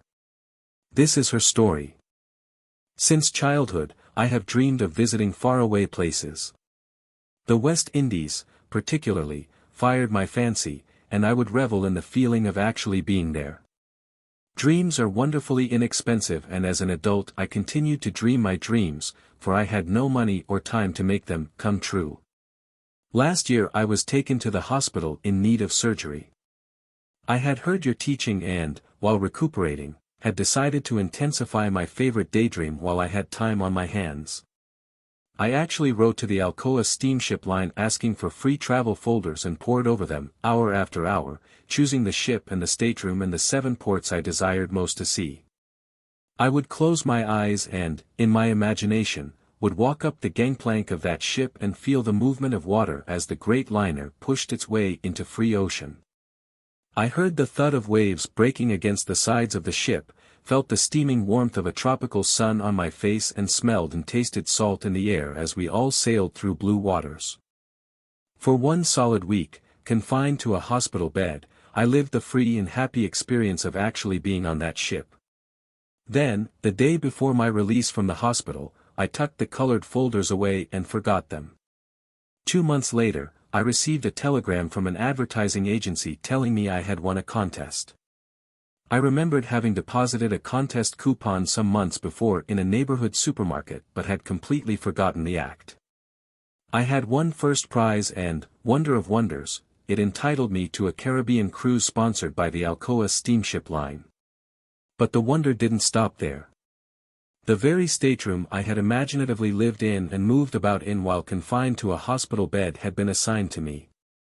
And to make an unbelievable story even more unbelievable, I sailed on the one ship I had chosen, which stopped in not one, but all of the 7 ports I had desired to visit. F.G. To travel is the privilege, not of the rich but of the imaginative. Chapter 7. Moods. This is an age in which the mood decides the fortunes of people rather than the fortunes decide the mood. Sir Winston Churchill. Men regard their moods far too much as effects and not sufficiently as causes. Moods are imaginal activities without which no creation is possible. We say that we are happy because we have achieved our goal, we do not realize that the process works equally well in the reverse direction, that we shall achieve our goal because we have assumed the happy feeling of the wish fulfilled. Moods are not only the result of the conditions of our life, they are also the causes of those conditions. In The Psychology of Emotions, Professor Ribot writes, an idea which is only an idea produces nothing and does nothing, it only acts if it is felt, if it is accompanied by an affective state, if it awakens tendencies, that is to say, motor elements. The lady in the following story so successfully felt the feeling of her wish fulfilled, she made her mood the character of the night, frozen in a delightful dream. Most of us read and love fairy stories, but we all know that stories of improbable riches and good fortune are for the delight of the very young. But are they?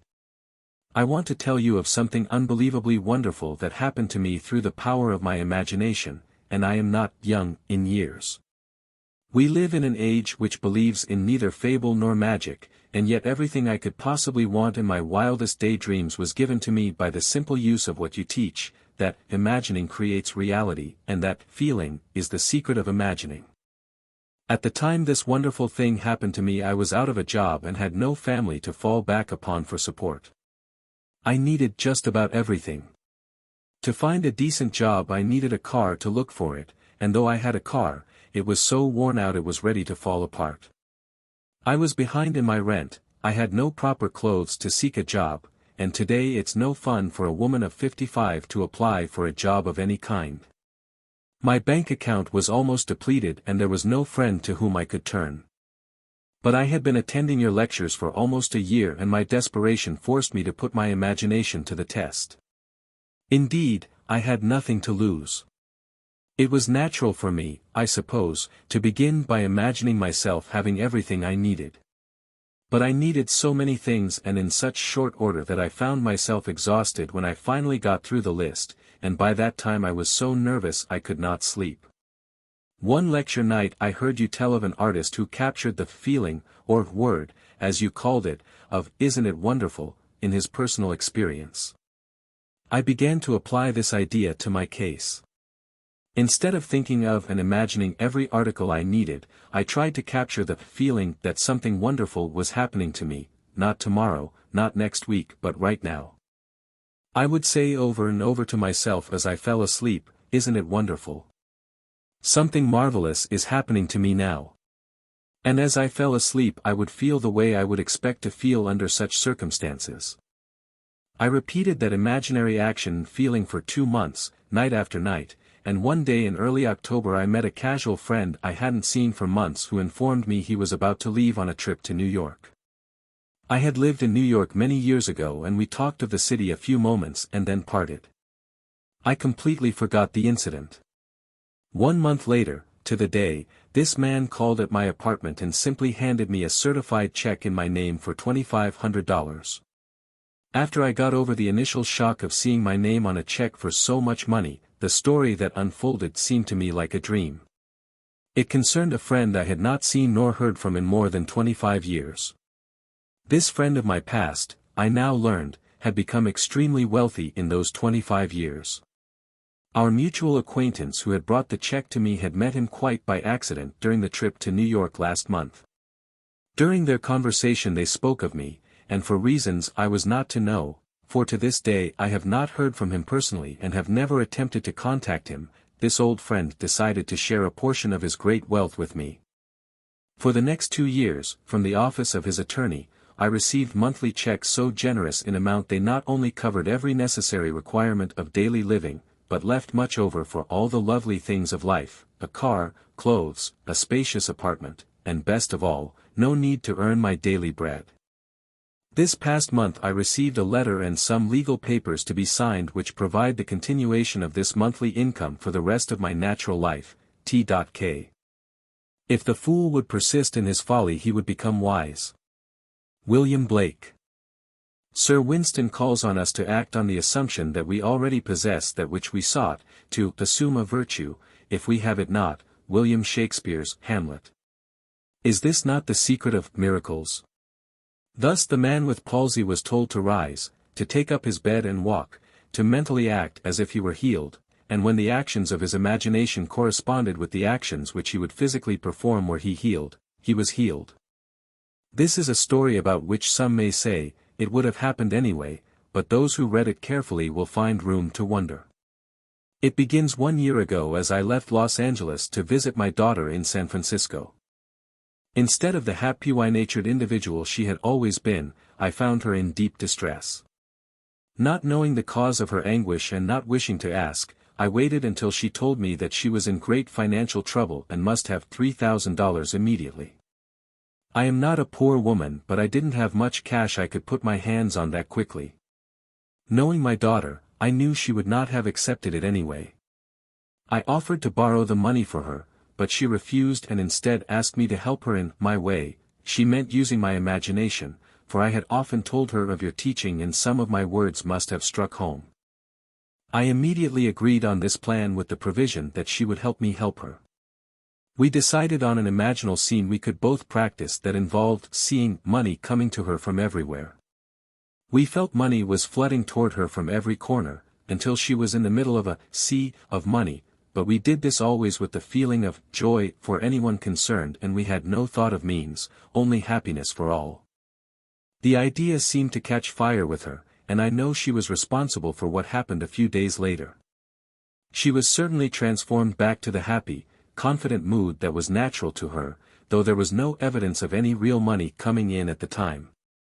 I left to return home in the East. When I arrived home I called my mother, a lovely young lady of 91, who immediately asked me to come and see her. I wanted a day's rest but she couldn't wait, it had to be now. Of course I went, and after greeting me, she handed me a check for $3,000 made out to my daughter. Before I could speak, she handed me 3 additional checks totaling $1,500 made in favor of my daughter's children. Her reason?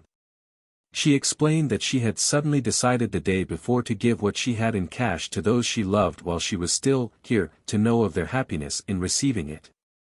It would have happened anyway. No, not like this.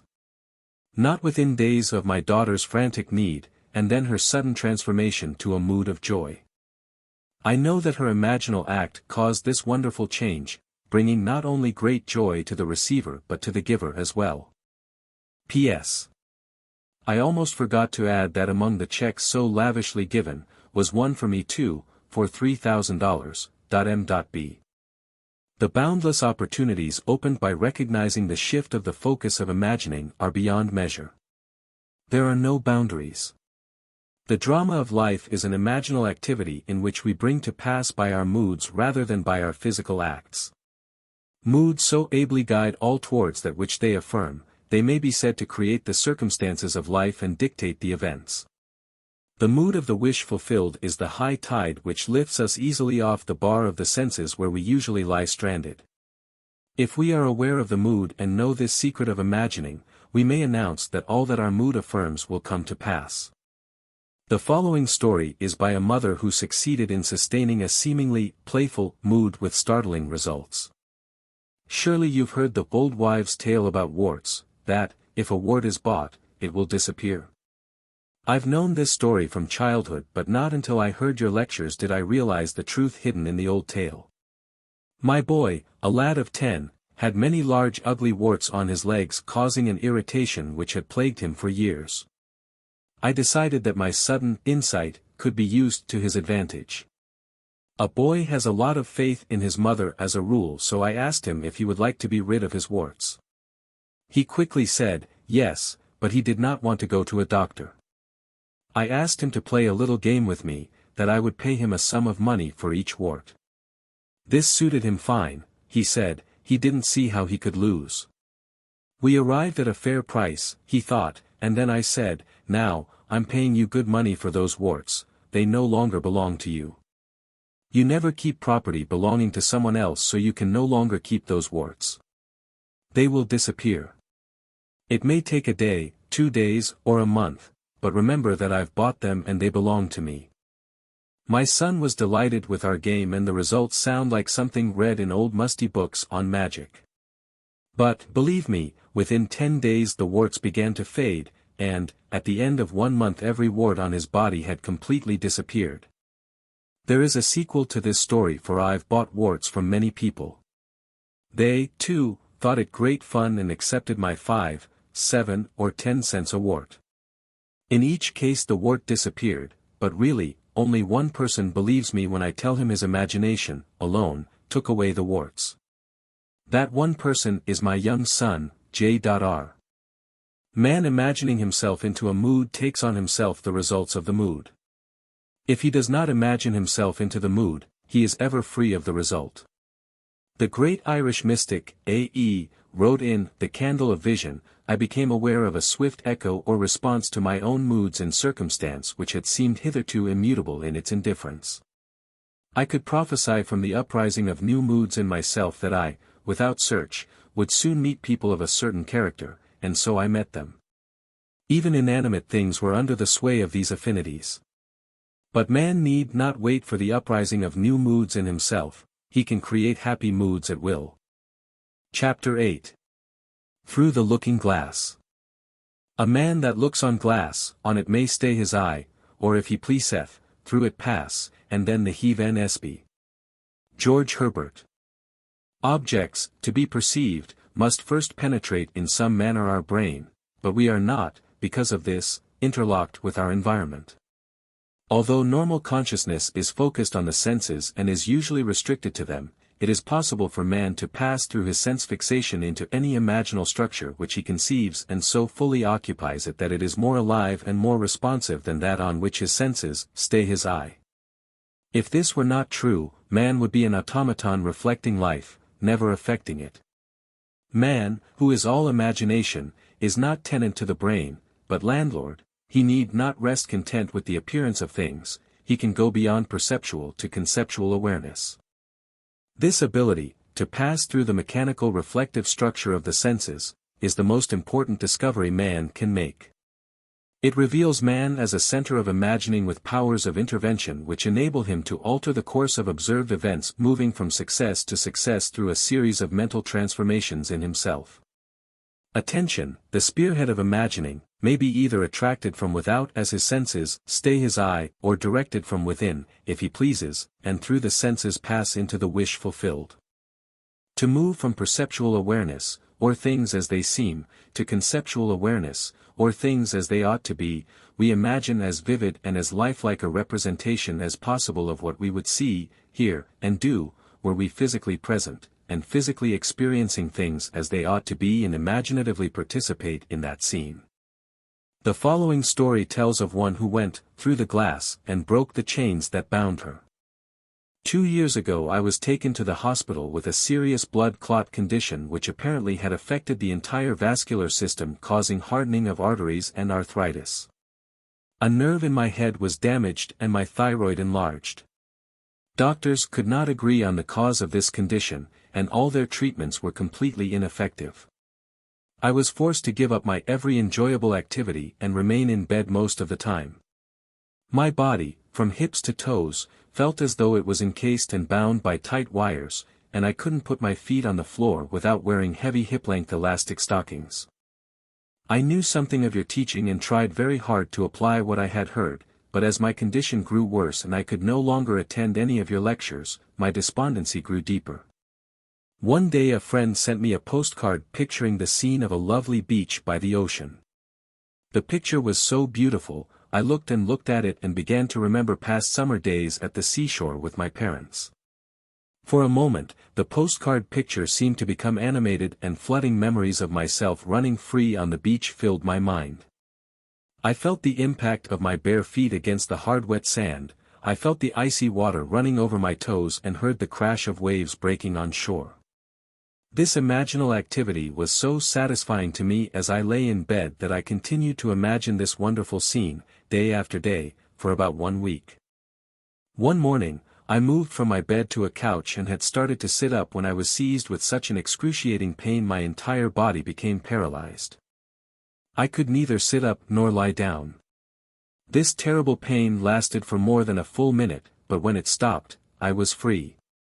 It seemed as if all the wires binding my legs had been cut. One moment I was bound, the next moment I was free. Not by degrees, but instantly, v.h. We walk by faith, not by sight.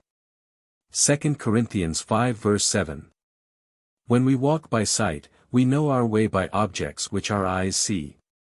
When we walk by faith, we order our life by scenes and actions which only imagination sees.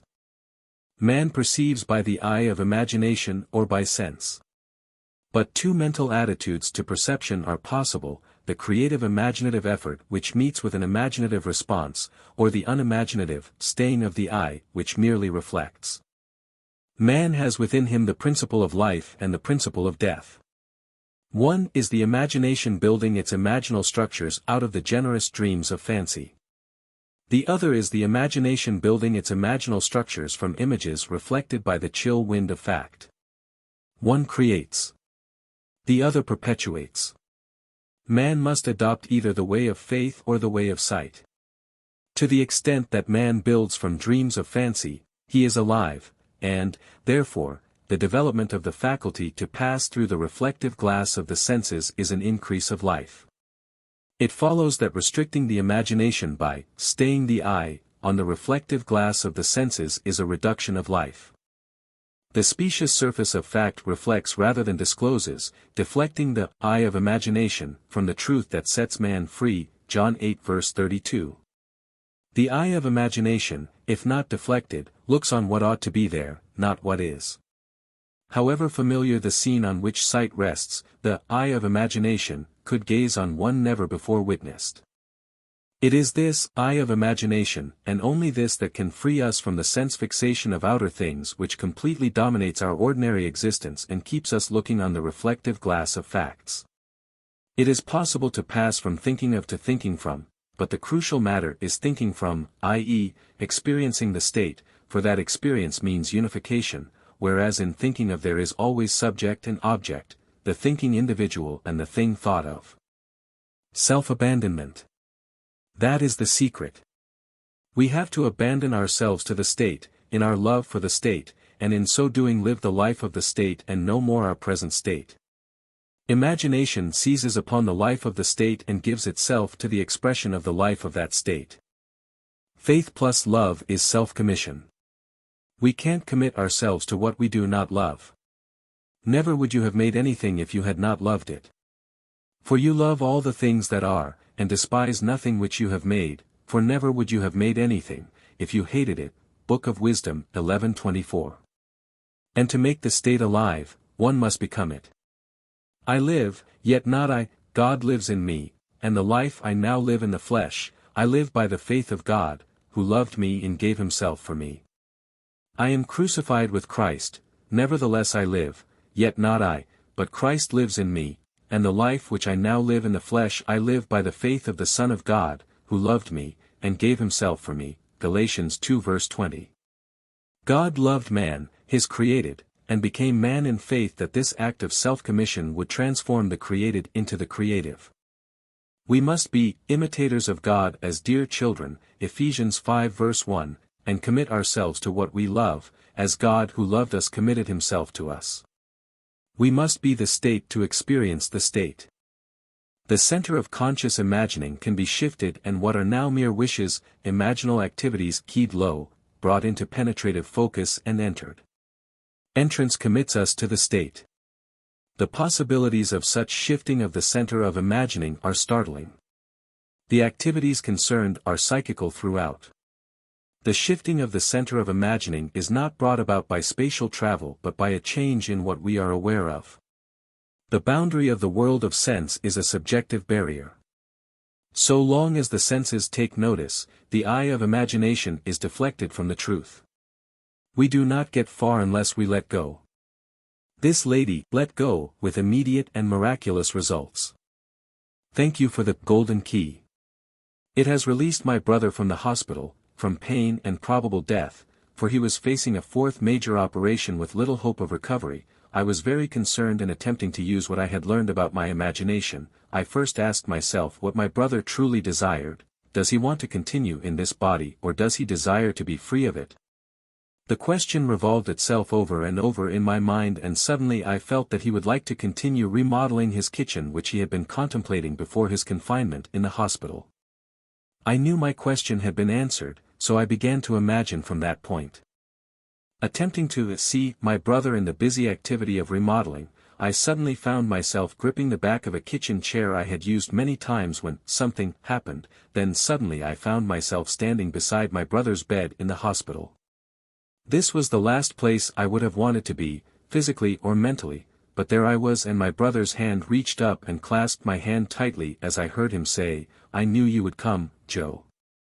It was a well hand I clasped, strong and sure, and the joy that filled and spilled over in my voice as I heard myself say, "It's all better now. You know it." My brother didn't answer, but I distinctly heard a voice say to me, "Remember this moment." I seemed to awake then, back in my own home. This took place the night after he had entered the hospital. The following day his wife telephoned me saying, "It is unbelievable. The doctor can't account for it, Joe, but no operation is necessary. He's so improved that they have agreed to release him tomorrow." The following Monday, my brother went back to his work and has been perfectly well since that day. J.S. Not facts, but dreams of fancy shape our lives. She needed no compass to find her brother, nor tools to operate, only the eye of imagination. In the world of sense we see what we have to see, in the world of imagination we see what we want to see, and seeing it, we create it for the world of sense to see. We see the outer world automatically. Seeing what we want to see demands voluntary and conscious imaginative effort.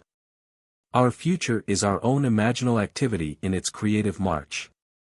Common sense assures us that we are living in a solid and sensible world, but this so seemingly solid world is, in reality, imaginal through and through.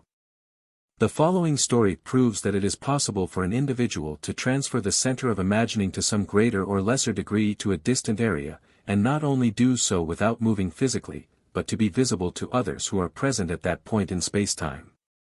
And, if this be a dream, then is all that we see or seem but a dream within a dream? Edgar Allan Poe. Seated in my living room in San Francisco, I imagined I was in my daughter's living room in London, England. I surrounded myself so completely with that room which I knew intimately, that I suddenly found myself actually standing in it. My daughter was standing by her fireplace, her face turned away from me. A moment later she turned and our eyes met. I saw such a startled, frightened expression on her face that I, too, became emotionally upset and immediately found myself back in my own living room in San Francisco. 5 days later, I received an airmail letter from my daughter which had been written on the day of my experiment with imaginal travel. In her letter she told me she had seen me in her living room that day just as real as though I were actually standing there in the flesh. She confessed she had been very frightened and that before she could speak, I had vanished. The time of this visitation, as she gave it in her letter, was exactly the time I had begun the imaginative action, allowing, of course, for the difference in time between the 2 points. She explained that she told her husband of this amazing experience and he insisted that she write to me immediately as he stated, "Your mother must have died or is dying." But I wasn't dead or dying, but very much alive and very excited by this marvelous experience. M.L.J. Nothing can act but where it is, with all my heart, only where is it? Thomas Carlyle. Man is all imagination. Therefore, a man must be where he is in imagination, for his imagination is himself. Imagination is active at and through any state that it is aware of. If we take shifting of awareness seriously, there are possibilities beyond belief. The senses join man in forced and unholy wedlock to what, were he imaginatively awake, he would put asunder. We need not feed on sense data. Shift the focus of awareness and see what happens. However little we move mentally, we should perceive the world under a slightly changed aspect. Awareness is usually moved about in space by movement of the physical organism, but it need not be so restricted. It can be moved by a change in what we are aware of. Man is manifesting the power of imagination whose limits he cannot define. To realize that the real self, imagination, is not something enclosed within the spatial boundary of the body is most important.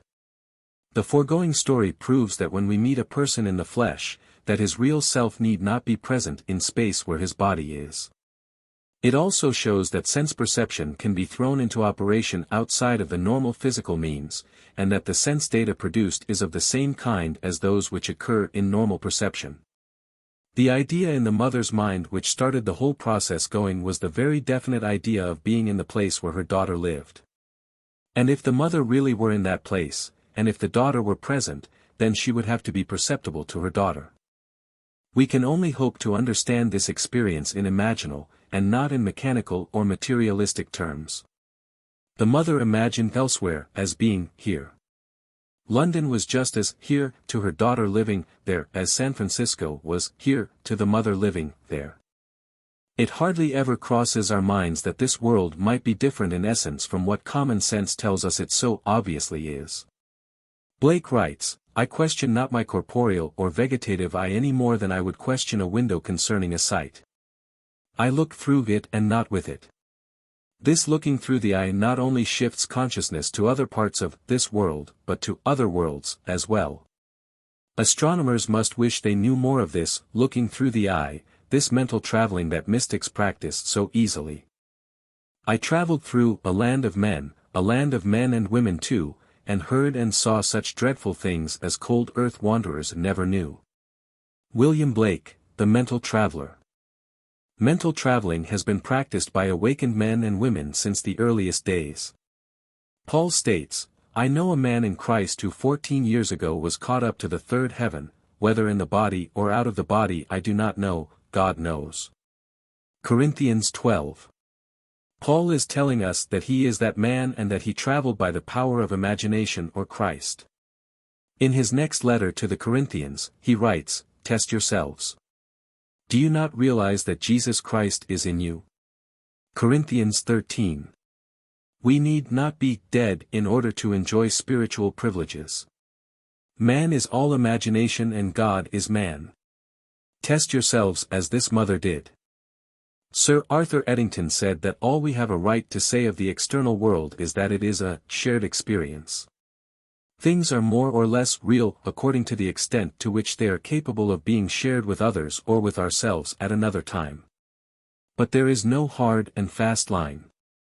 Accepting Eddington's definition of reality as shared experience, the above story is as real as the earth or a color, for it was shared by both mother and daughter.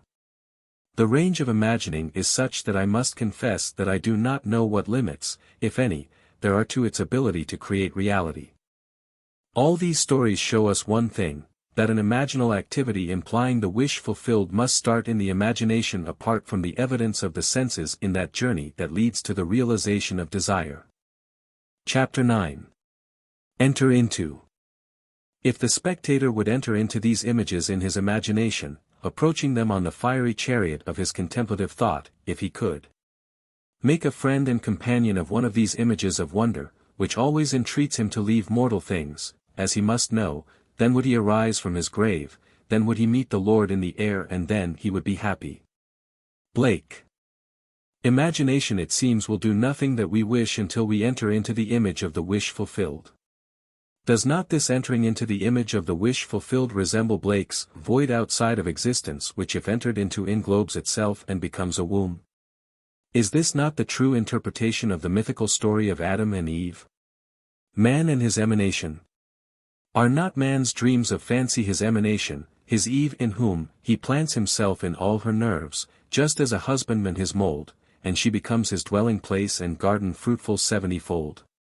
William Blake, The Mental Traveler.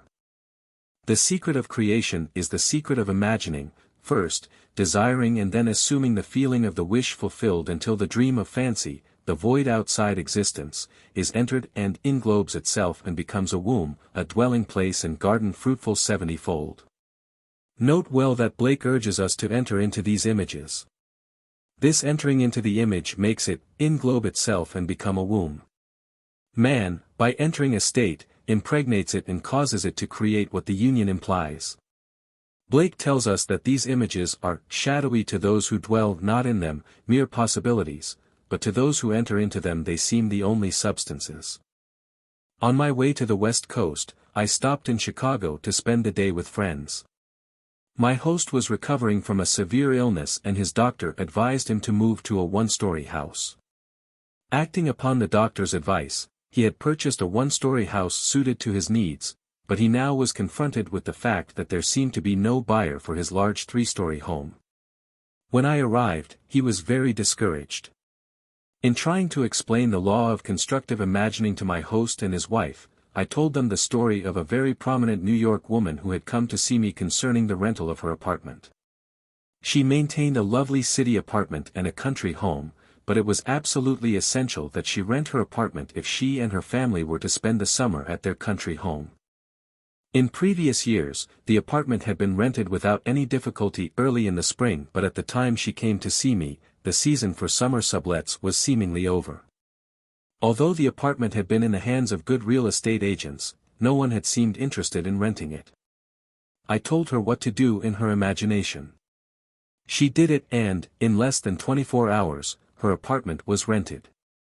I explained how she, by the constructive use of her imagination, had rented her apartment.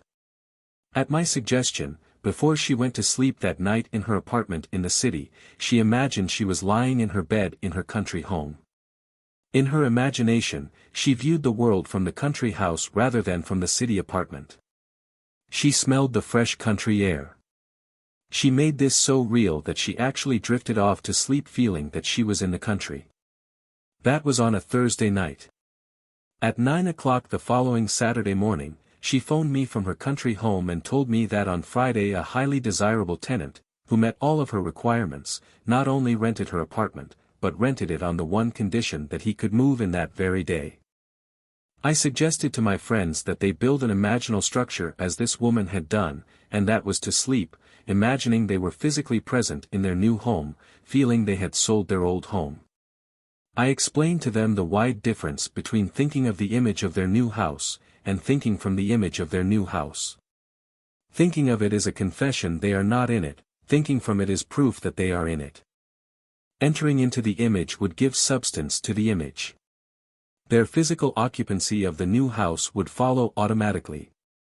I explained that what the world looks like depends entirely on where man is when he makes his observation. And man, being all imagination, must be where he is in imagination. This concept of causation disturbed them, for it smacked of magic or superstition, but they promised they would try it.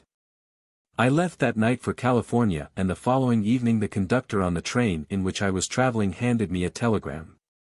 It read, "House sold midnight last." 1 week later, they wrote and told me that the very night I left Chicago they fell asleep physically in the old house but mentally in the new, viewing the world from the new home, imagining how things would sound if this were true. They were awakened that very night from their sleep to be told the house was sold. Not until the image is entered, until Eve is known, does the event burst upon the world.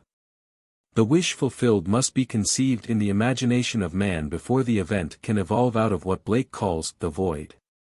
This next story proves that by shifting the focus of her imagining, Mrs. M.F. entered physically into where she had persisted in being imaginatively. Soon after our marriage, my husband and I decided that our greatest joint desire was a year in Europe. This objective may seem reasonable to a lot of people, but to us, tied to a narrow sphere of limited finances, it seemed not only unreasonable, but completely ridiculous. Europe might as well have been another planet. But I had heard your teaching, so I persisted in falling asleep in England. Why England necessarily, I cannot tell, except that I had seen a current motion picture featuring the area around Buckingham Palace and had promptly fallen in love with the scene.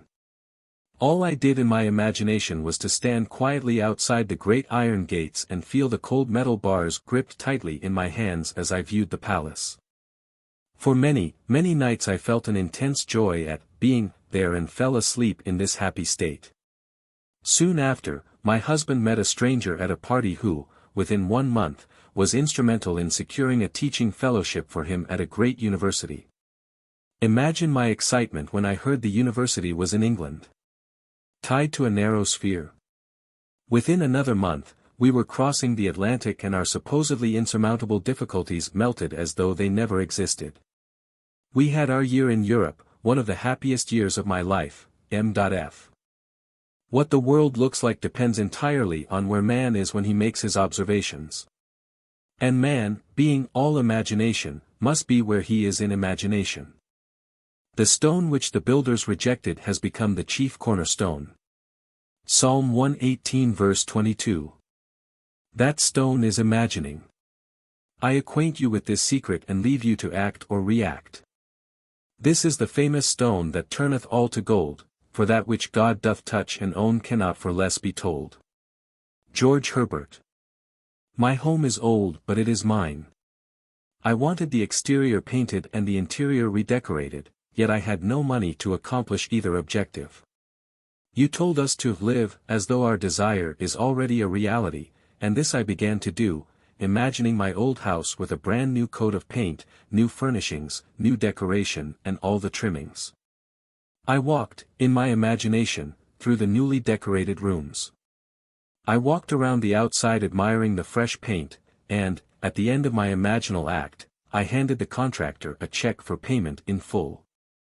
I entered this imaginal scene faithfully as often as I could during the day and each night before I fell asleep. Within 2 weeks, I received a registered letter from Lloyd's of London, telling me I had inherited $7,000 from a woman I had never met. I had known her brother slightly almost 40 years before and had performed a small service 15 years ago for the lady when this brother had died in our country, and she had written to me asking for particulars regarding his death which I was able to provide. I had not heard from her since that time.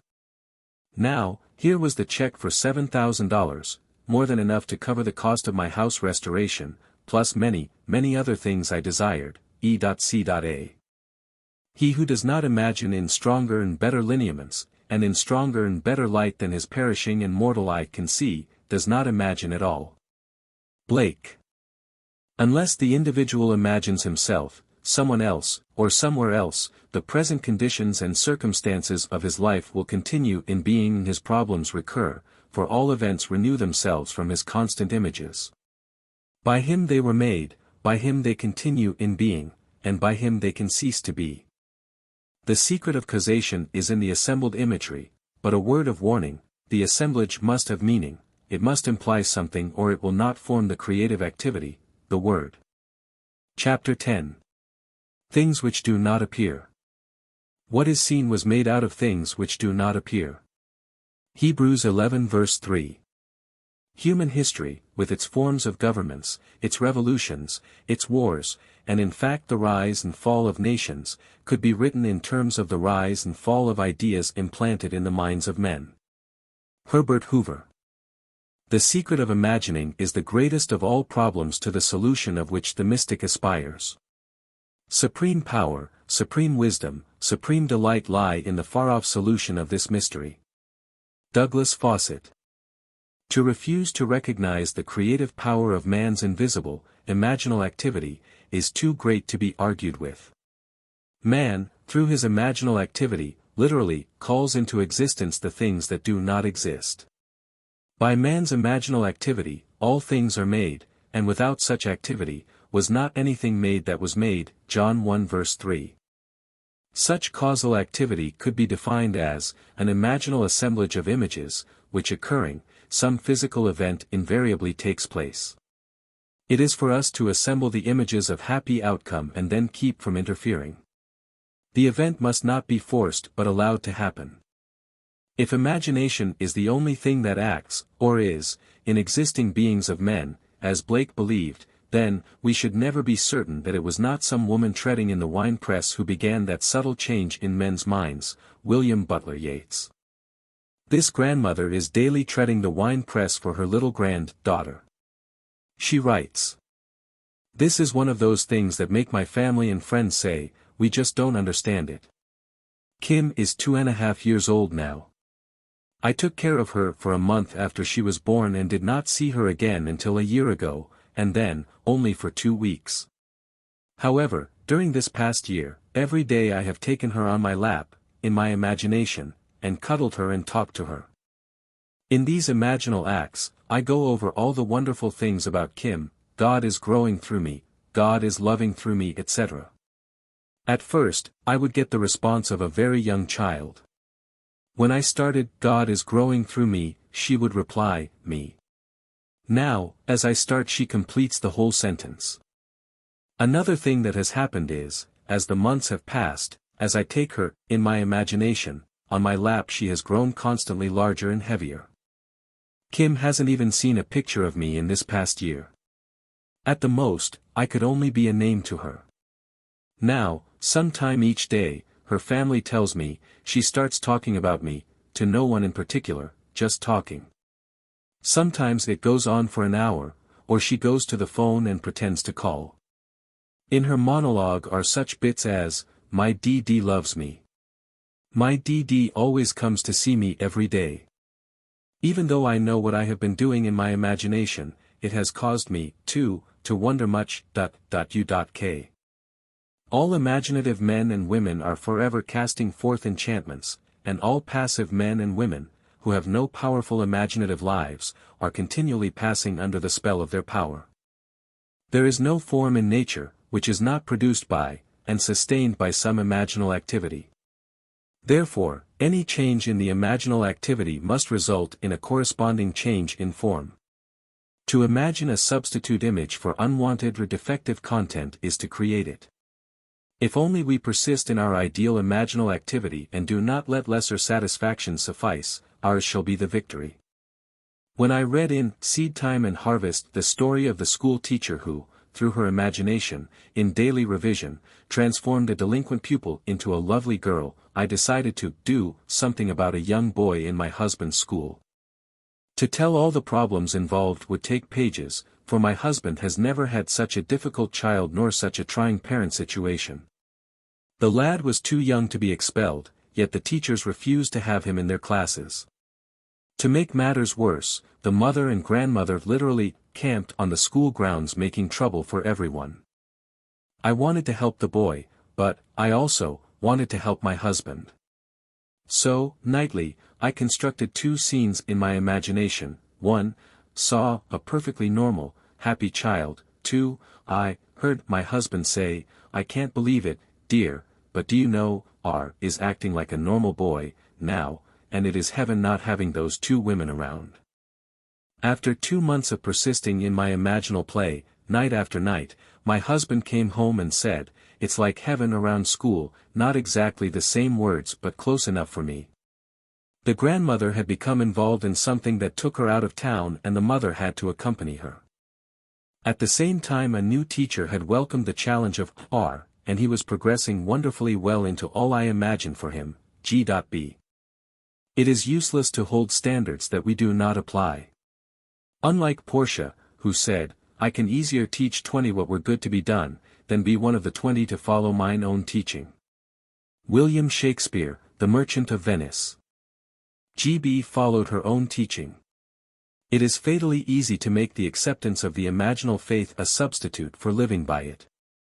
He has sent me to bind up the broken-hearted, to proclaim liberty to the captives, and the opening of the prison to those who are bound. Isaiah 61. Chapter 11. The Potter. Arise, and go down to the potter's house, and there I will let you hear my words. So, I went down to the potter's house, and there he was working at his wheel. And the vessel he was making of clay was spoiled in the potter's hand, and he reworked it into another vessel, as it seemed good to the potter to do. Jeremiah 18. The word translated potter means imagination. Out of material others would have thrown away as useless, an awakened imagination refashions it as it ought to be. O Lord, thou art our Father, we are the clay, and thou art our potter, we are all the work of thy hand. Isaiah 64. This conception of creation as a work of imagination, and the Lord our Father as our imagination, will take us further into the mystery of creation than any other guide. The only reason people do not believe in this identity of God and human imagination is that they are unwilling to assume the responsibility for their frightful misuse of imagination. Divine imagination has descended to the level of human imagination, that human imagination may ascend to divine imagination. The 8th Psalm says that man was made a little lower than God, not a little lower than the angels, as the King James Version mistakenly translates it. Angels are the emotional dispositions of man and are therefore his servant, and not his superior, as the author of Hebrews tells us. Imagination is the real man and is one with God. Imagination creates, conserves and transforms. Imagination is radically creative when all imaginative activity based on memory disappears. Imagination is conservative and its imaginal activity is fed with images supplied mainly by memory. Imagination is transformative and it varies a theme already in being, when it mentally alters a fact of life, when it leaves the fact out of the remembered experience or puts something in its place if it upsets the harmony it desires. Through the use of her imagination, this talented young artist has made her dream a reality. Ever since I entered into the art field, I have enjoyed doing sketches and paintings for children's rooms. However, I have been discouraged by advisors and friends who were far more experienced in the field than I. They liked my work, admired my talent, but said I would not get recognition nor pay for this type of work. Somehow, I always felt I would, but how? Then, last fall I heard your lectures and read your books and I decided to let my imagination create the reality I desired. This is what I did daily. I imagined I was in a gallery. There was a great deal of excitement about me, on the walls hung my art, only mine, a one-woman show, and I saw red stars on many of the pictures.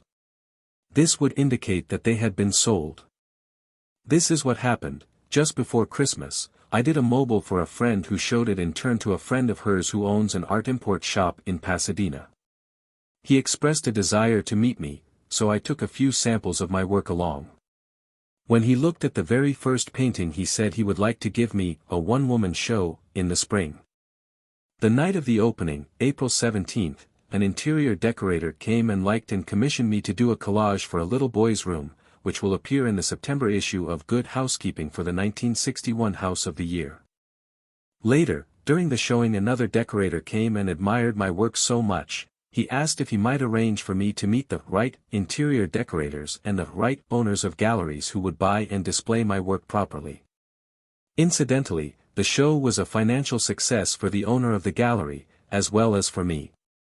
The interesting thing about this is that seemingly these three men came to me out of the blue. Certainly, I made no effort during the time of my imagining to contact anyone, but, now, I am getting recognition and have a market for my work. And, now, I know without a shadow of doubt that there is no, when you seriously apply this principle that, imagining creates reality. G.L. She tested the potter and proved his creativity in performance. Only the indolent mind would fail to rise to this challenge. Paul states, "The Spirit of God dwells in you." Now, examine yourselves to see whether you are holding to your faith. Test yourselves.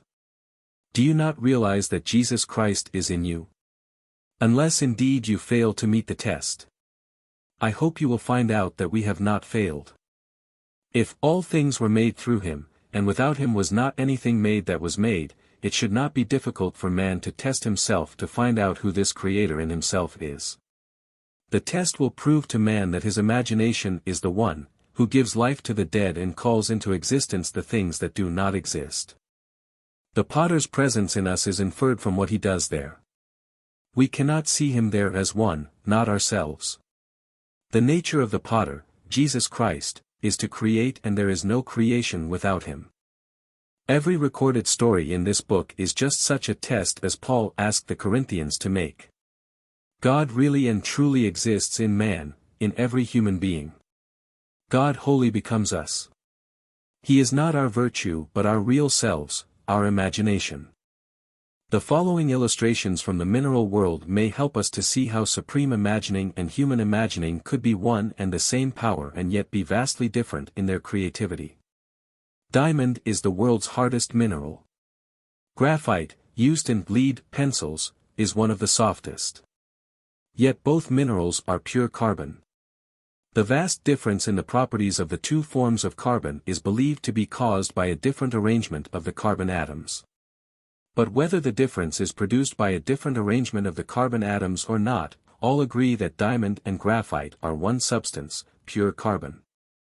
The purpose of life is the creative realization of desire. Man, lacking desire, could not exist efficiently in a world of continuous problems requiring continuing solutions. A desire is an awareness of something we lack or need to make life more enjoyable. Desires always have some personal gain in view.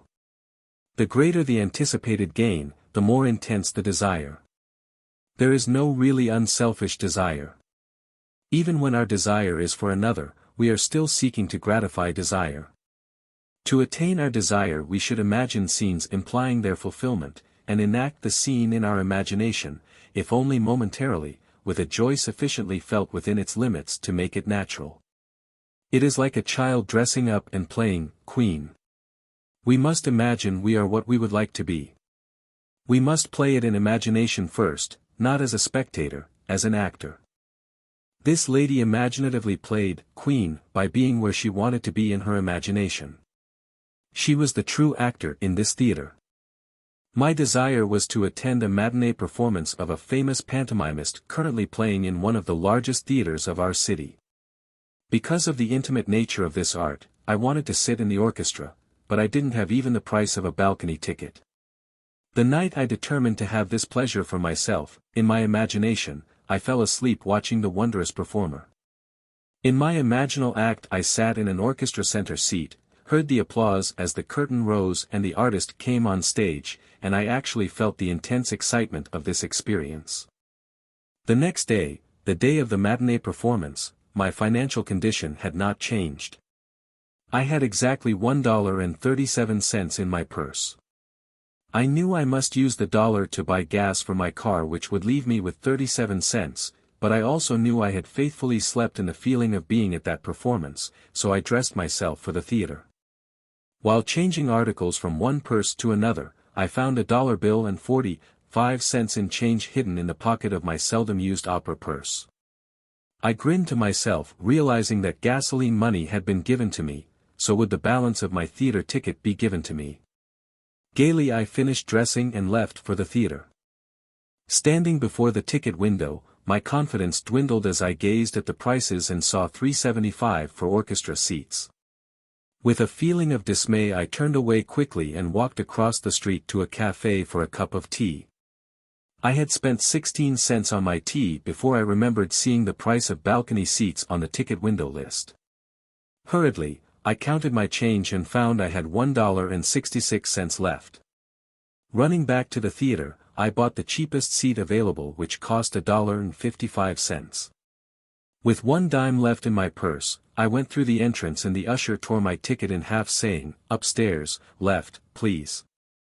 The performance was about to begin, but ignoring the usher's instructions, I walked into the main floor ladies' restroom.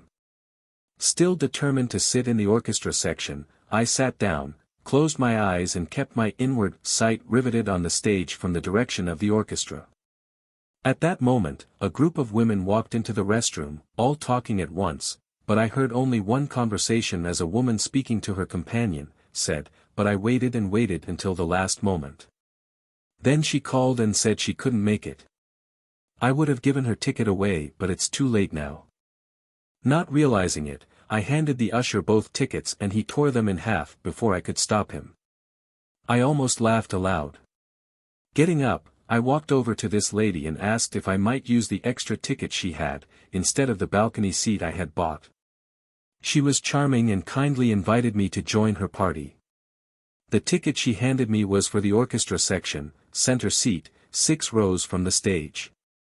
I sat in that seat only moments before the curtain rose on a performance I had witnessed the night before from that seat, in my imagination, J.R. We must actually be, in imagination. It is one thing to think of the end, and another thing to think from the end.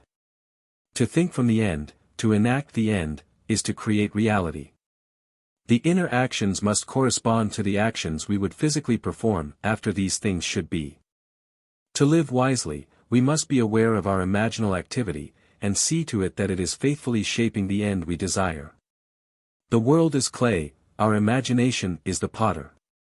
We should always imagine ends that are of value or promise well. He who desires but acts not breeds pestilence. William Blake. What's done flows from what's imagined. Outward forms reveal the imaginings of man. Man is the shuttle, to whose winding quest and passage through these looms God ordered motion, but ordained no rest. Henry Vaughan. I run a small business, solely owned, and a few years ago it seemed that my venture would end in failure. For some months, sales had fallen steadily and I found myself in a financial jam, along with thousands of other small businessmen, as this period spanned one of our country's minor recessions. I was badly in debt and needed at least $3,000 almost immediately. My auditors advised me to close my doors and try to salvage what I could. Instead, I turned to my imagination. I knew your teaching but had never actually attempted to solve any problem in this manner. I was frankly skeptical of the entire idea that imagination can create reality, but I was also desperate, and desperation forced me to test your teaching. I imagined my office receiving $4,000 unexpectedly in remittances due. This money would have to come from new orders as my accounts receivable were practically non-existent, but this seemed far-fetched as I hadn't received this much in sales during the last 4 months or more. Nevertheless, I kept my imaginal picture of receiving this amount of money steadily before me for 3 days. Early the 4th morning a customer I had not heard from in months called me on the telephone asking me to come and see him personally. I was to bring a quotation previously given him for machinery needed by his factory. The quotation was months old, but I dug it out of my files and lost no time in arriving at his office that day. I wrote out the order which he signed, but I saw no immediate help for me in the transaction as the equipment he wanted would take from 4 to 6 months for factory delivery, and of course, my customer did not have to pay for it until delivered. I thanked him for the order and rose to leave. He stopped me at the door and handed me a check for a little over $4,000, saying, "I want to pay for the merchandise now, in advance, for tax purposes, you know. You don't mind?" No, I didn't mind.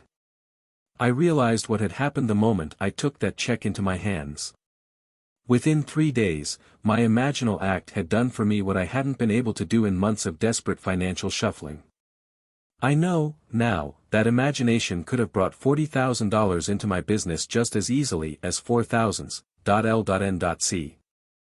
O Lord, Thou art our Father, we are the clay, and Thou art our potter, we are all the work of Thy hand. Isaiah 64. Chapter 12. Attitudes. Mental things are alone real. What is called corporeal, nobody knows of its dwelling place, it is in fallacy, and its existence an imposture. Where is the existence out of mind or thought? Where is it but in the mind of a fool? Blake. Memory, though faulty, is adequate to the call for sameness. If we remember another as we have known him, we recreate him in that image, and the past will be recognized in the present. Imagining creates reality. If there is room for improvement, we should reconstruct him with new content, visualize him as we would like him to be, rather than have him bear the burden of our memory of him. Everything possible to be believed is an image of truth. Blake. The following story is by one who believes that imagining creates reality, and acting on this belief changed his attitude toward a stranger and bore witness to this change in reality. More than 20 years ago, when I was a green farm boy newly arrived in Boston to attend school, a panhandler asked me for money for a meal. Although the money I had was pitifully insufficient for my own needs, I gave him what was in my pocket. A few hours later the same man, by this time staggering drunk, stopped me again and asked for money. I was so outraged to think the money I could so ill afford had been put to such use, I made myself a solemn pledge that I would never again listen to the plea of a street beggar. Through the years I kept my pledge, but every time I refused anyone, my conscience needled me. I felt guilty even to the point of developing a sharp pain in my stomach, but I couldn't bring myself to unbend. The early part of this year, a man stopped me as I was walking my dog and asked for money so he could eat. True to the old pledge, I refused him. His manner was gracious as he accepted my refusal. He even admired my dog and spoke of a family in New York State he knew that raised cocker spaniels. This time my conscience was really pricking me. As he went on his way, I determined to remake that scene as I wished it had been, so I stopped right there on the street, closed my eyes for only a few moments and enacted the scene differently. In my imagination I had the same man approach me, only this time he opened the conversation by admiring my dog. After we had talked a moment, I had him say, "I don't like to ask you this, but I really need something to eat. I have a job that begins tomorrow morning, but I've been out of work and tonight I'm hungry." I then reached into my imaginary pocket, pulled out an imaginary $5 bill and gladly gave it to him. This imaginal act immediately dissolved the guilty feeling and the pain.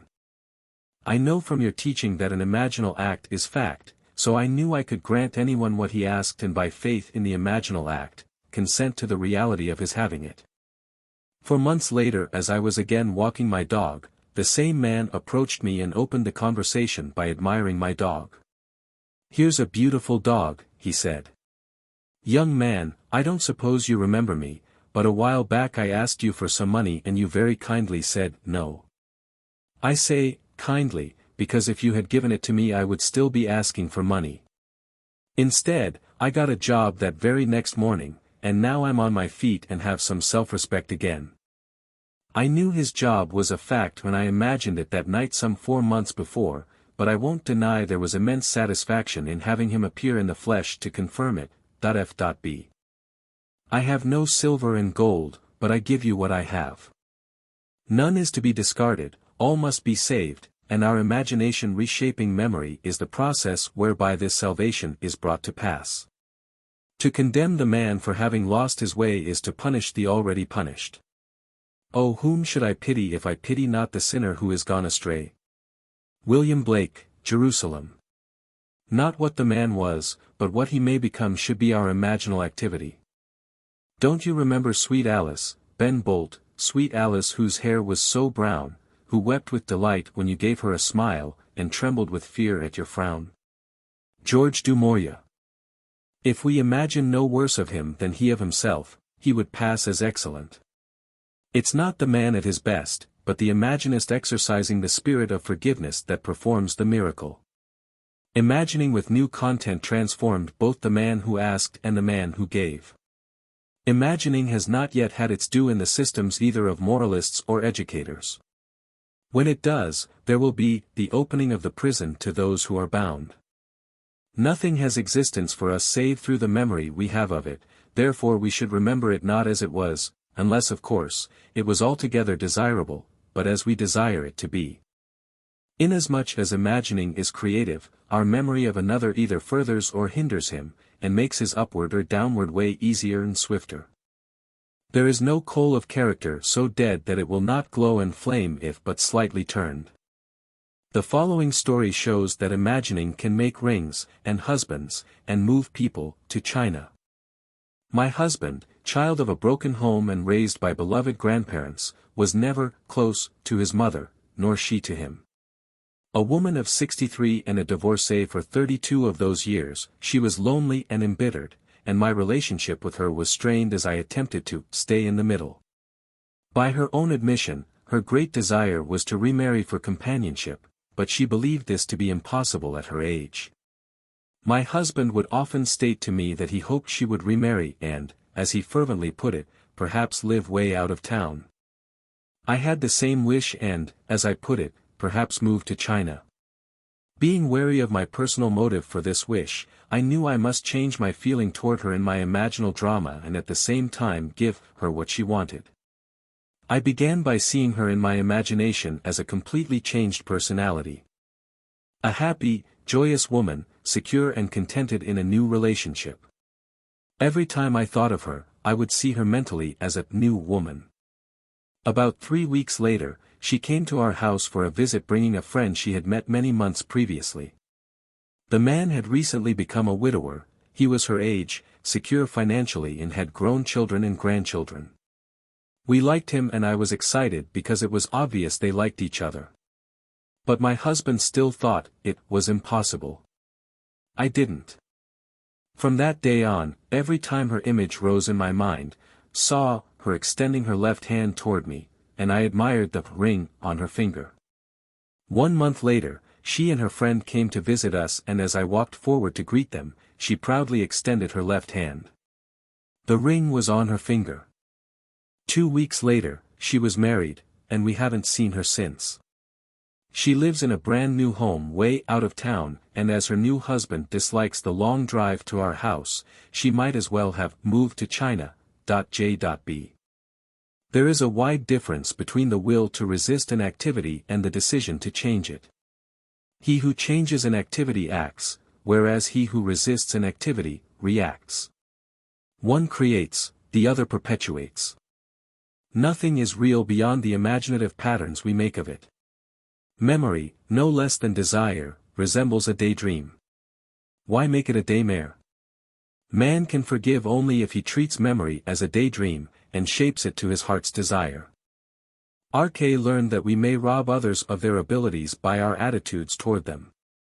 He changed his attitude and thereby changed a fact. I am not a money lender nor am I in the investment business as such, but a friend and business acquaintance came to me for a substantial loan in order to expand his plant. Because of personal friendship, I granted the loan with reasonable interest rates and gave my friend the right of renewal at the end of 1 year. When the first-year term expired, he was behind in his interest payments and requested a 30-day extension on the note. I granted this request, but at the end of 30 days he was still unable to meet the note and asked for an additional extension. As I previously stated, I am not in the business of lending money. Within 20 days, I needed full payment of the loan to meet debts of my own. But I consented again to extend the note although my own credit was now in serious jeopardy. The natural thing to do was to apply legal pressure to collect and a few years ago I would have done just that.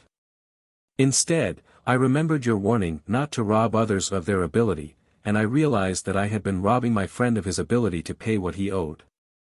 For 3 nights I constructed a scene in my imagination in which I heard my friend tell me that unexpected orders had flooded his desk so rapidly, he was now able to pay the loan in full. The 4th day I received a telephone call from him. He told me that by what he called a miracle, he had received so many orders, and big ones, too, he was now able to pay back my loan including all interest due and, in fact, had just mailed a check to me for the entire amount, R.K.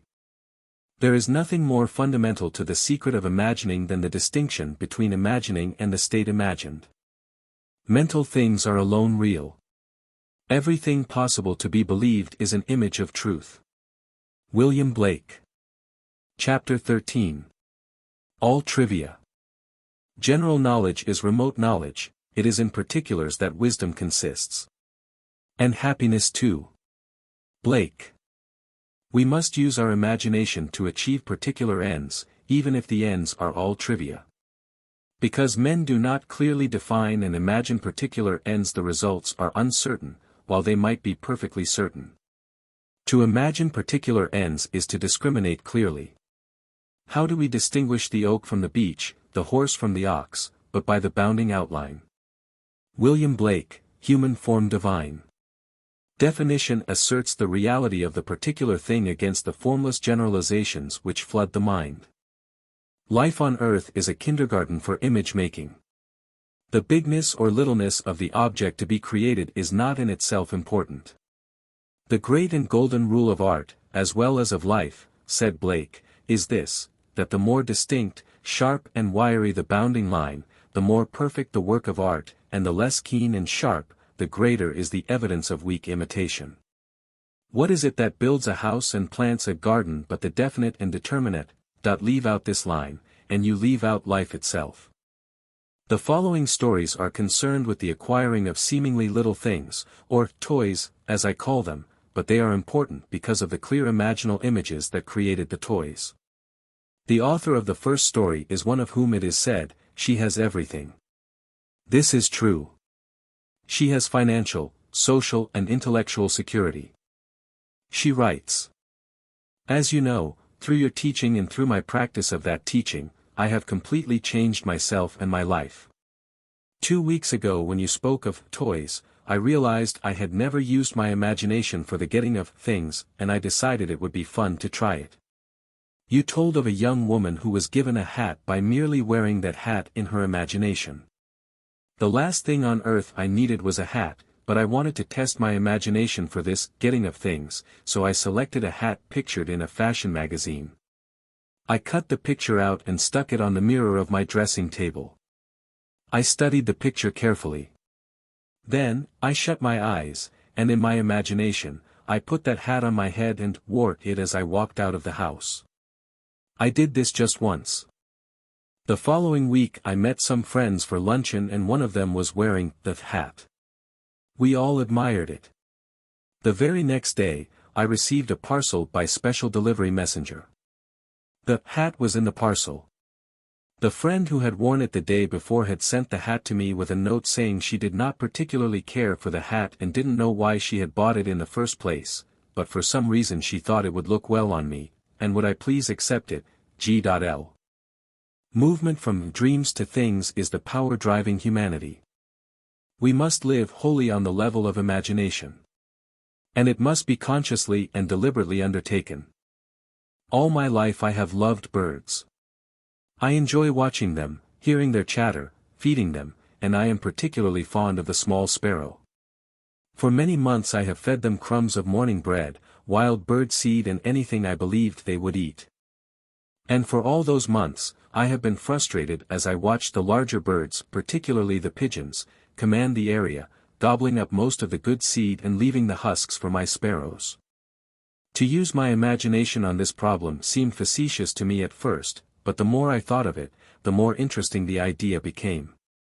So, one night I set about seeing the little birds come in for their full share of daily offerings, and I would tell my wife that the pigeons no longer interfered with my sparrows but took their share like gentlemen and then left the area. I continued this imaginary action for almost 1 month. Then one morning I noticed that the pigeons had disappeared. The sparrows had breakfast all to themselves for a few days. For those few days no larger bird entered the area.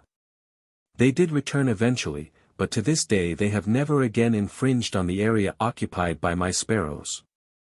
They stay together, eating what I put out for them, leaving a full share of the area to my tiny friends. And do you know? I actually believe the sparrows understand, they no longer seem to be afraid when I walk among them. K.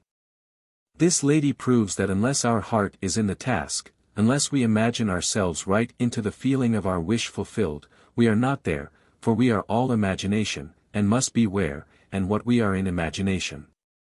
In early February, my husband and I had been in our new house 1 month, a home lovely beyond telling, perched on a rugged cliff with the ocean for our front yard, wind and sky for neighbors and seagulls for guests. We were ecstatic. If you have experienced the joy and woe of building your own home, you know how completely filled with happiness you are and how completely empty your purse is. 100 lovely things clamored to be bought for that house, but the one thing we wanted most of all was the most useless, a picture. Not just any picture, but a wild wonderful scene of the sea dominated by a great white clipper ship. This picture had been in our thoughts all the months of building, and we left one living room wall free of paneling to hold it. My husband mounted decorative red and green ship lanterns on the wall to frame our picture, but the picture, itself, would have to wait. Draperies, carpeting, all the practical items must come first. Perhaps so, but that didn't stop either one of us from seeing that picture, in our imagination, on that wall. One day, while shopping, I strolled into a small art gallery, and as I walked through the door I stopped so suddenly a gentleman walking behind me crashed into an easel. I apologized and pointed to a painting hanging at head height across the room. That's what did it. I've never seen anything so wonderful. He introduced himself as the owner of the gallery and said, yes, an original by the greatest English painter of clipper ships the world has known. He went on to tell me about the artist, but I wasn't listening. I could not take my eyes from that wonderful ship, and suddenly I experienced a very strange thing.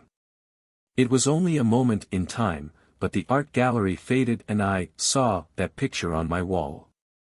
I'm afraid the owner thought me a little giddy, and I was, but I finally managed to return my attention to his voice when he mentioned an astronomical price. I smiled and said, perhaps someday. He continued to tell me about the painter and also about an American artist who was the only living lithographer capable of copying the great English master. He said, if you're very lucky, you may pick up one of his prints. I've seen his work. It's perfect down to the last detail. Many people prefer prints to paintings. Prints or paintings, I knew nothing about the values of either, and anyway, all I wanted was that scene. When my husband returned home that evening, I talked of nothing but that painting and pleaded with him to visit the gallery and see it. Maybe we could find a print of it somewhere. The man said. Yes, he interrupted, but you know we can't afford any picture now. Our conversation ended there, but that night after dinner, I stood in our living room and saw that picture on our wall. The next day, my husband had an appointment with a client which he did not want to keep. But the appointment was kept, and my husband did not return home until after dark. When he walked through the front door, I was busy in another part of the house and called a greeting to him. A few minutes later I heard hammering and walked into the living room to see what he was doing. On our wall hung my picture. In my first moment of intense joy I remembered the man in the art gallery, saying, if you're very lucky, you may pick up one of his prints. Lucky? Well, here is my husband's part of this story. Making the call already mentioned, he entered one of the poorest, meanest little houses he had ever been in. The client introduced himself and led my husband into a tiny dark dining area where the two of them sat down at a bare table. As my husband put his briefcase on the tabletop, he looked up and saw the picture on a wall. He confessed to me he had conducted a very sloppy interview because he couldn't take his eyes from that picture. The client signed a contract and gave a check as down payment which, as my husband believed at the time, was $10 short. Mentioning this fact to the client, he said the check given was every cent he could afford but added, I've noticed your interest in that picture. It was here when I took this place. I don't know to whom it belonged, but I don't want it. If you'll put the $10 in for me, I'll give you the picture. When my husband returned to his company's main office, he learned he had been in error about the amount. He was not charged $10. Our picture is on our wall. And it costs us nothing. Of R.L., who writes the following letter, it must be said. In faith, lady, you have a merry heart. William Shakespeare, Much Ado About Nothing. One day, during a bus strike, I needed to go into the downtown area and had to walk 10 blocks from my home to the nearest bus in operation. Before starting home, I recalled there was no food market on this new route and I wouldn't be able to shop for dinner. I had enough to manage a potluck meal, but I would need bread. After shopping all day, the 10 blocks back from the bus line was all I could manage, and to go still farther to shop for bread was out of the question. I stood very still for a moment and allowed a vision of bread to dance in my head. Then I started for home. When I boarded the bus, I was so tired I grabbed the first available seat and almost sat on a paper bag. Now, on a crowded bus, tired passengers rarely look directly at one another, so being naturally curious, I peeked into the bag. Of course it was a loaf of bread, not just any bread but the very same brand of bread I always buy. R.L. Trifles, all trifles, but they produced their trivia without price. Imagining accomplished these things without the means generally reputed necessary to do so. Man rates wealth in a way that bears no relation to real values. Come, buy wine and milk without money and without price. Isaiah 55. Chapter 14. The creative moment. The natural man does not receive the gifts of the Spirit of God, for they are folly to him, and he is not able to understand them because they are spiritually discerned. Corinthians 2. There is a moment in each day that Satan cannot find, nor can his watch fiends find it, but the industrious find this moment and it multiply, and when it once is found it renovates every moment of the day if rightly placed. Blake. Whenever we imagine things as they ought to be, rather than as they seem to be, is the moment. For in that moment, the spiritual man's work is done and all the great events of time start forth to mold a world in harmony with that moment's altered pattern. Satan, Blake writes, is a reactor. He never acts, he only reacts. And if our attitude to the happenings of the day is reactionary, are we not playing Satan's part? Man is only reacting in his natural or Satan state. He never acts or creates, he only reacts or recreates. One real creative moment, one real feeling of the wish fulfilled, is worth more than the whole natural life of reaction. In such a moment, God's work is done. Once more, we may say with Blake, God only acts and is, in existing beings or men. The Marriage of Heaven and Hell, 1793. There is an imaginal past and an imaginal future. If, by reacting, the past is recreated into the present, so, by acting out our dreams of fancy can the future be brought into the present. I feel now the future in the instant. William Shakespeare, Macbeth. The spiritual man acts, for him, anything that he wants to do, he can do and do at once, in his imagination, and his motto is always, the moment is now. Behold, now is the acceptable time, behold, now is the day of salvation. Corinthians 6. Nothing stands between man and the fulfillment of his dream but facts. And facts are the creations of imagining. If man changes his imagining, he will change the facts. This story tells of a young woman who found the moment and, by acting out her dream of fancy, brought the future into the instant, not realizing what she had done until the final scene. The incident related below must appear to be coincidence to those never exposed to your teaching, but I know I observed an imaginative act take solid form in, perhaps, 4 minutes. I believe you will be interested in reading this account, written down, exactly as it happened, a few minutes after the actual occurrence, yesterday morning. I was driving my car east on Sunset Boulevard, in the center lane of traffic, braking slowly to stop for a red signal at a 3-way intersection, when my attention was caught by the sight of an elderly lady, dressed all in gray, running across the street in front of my car. Her arm was raised, signaling to the driver of a bus which was beginning to pull away from the curb. She was obviously attempting to cross in front of the bus to delay it. The driver slowed his vehicle and I thought would allow her to enter. Instead, as she jumped onto the curb, the bus pulled away, leaving her standing just in the act of lowering her arm.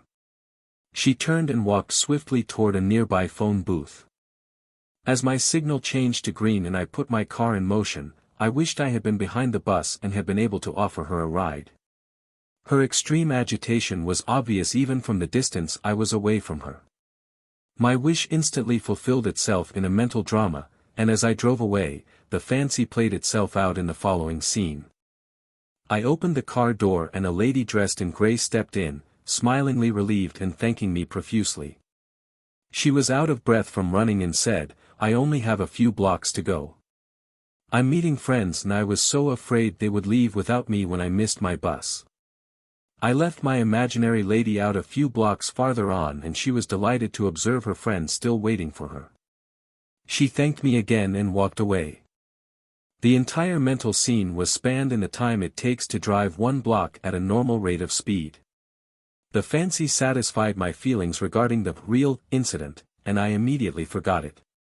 4 blocks farther, I was still in the center lane and again had to stop for a red signal. My attention at this time was turned inward on something I have now forgotten, when suddenly someone tapped on the closed window of my car and I looked up to see a lovely appearing elderly lady with grey hair, dressed all in grey. Smiling, she asked if she might ride a few blocks with me as she had missed her bus. She was out of breath, as though from running, and I was so stunned by her sudden appearance in the middle of a busy street at my window that for a moment I could only react physically, and without answering, leaned over and opened my car door. She got in and said, "It's so annoying to rush so and then miss a bus.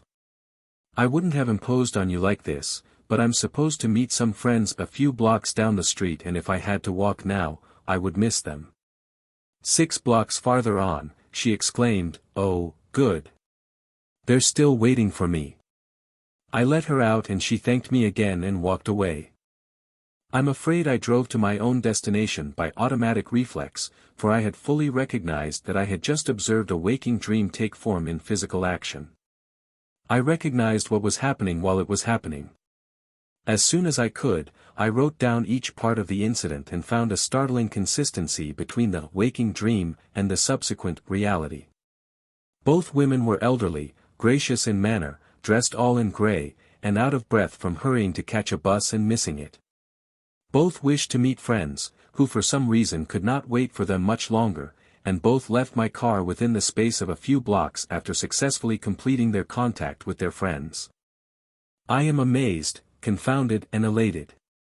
If there is no such thing as coincidence or accident, then I witnessed imagination become reality almost instantaneously.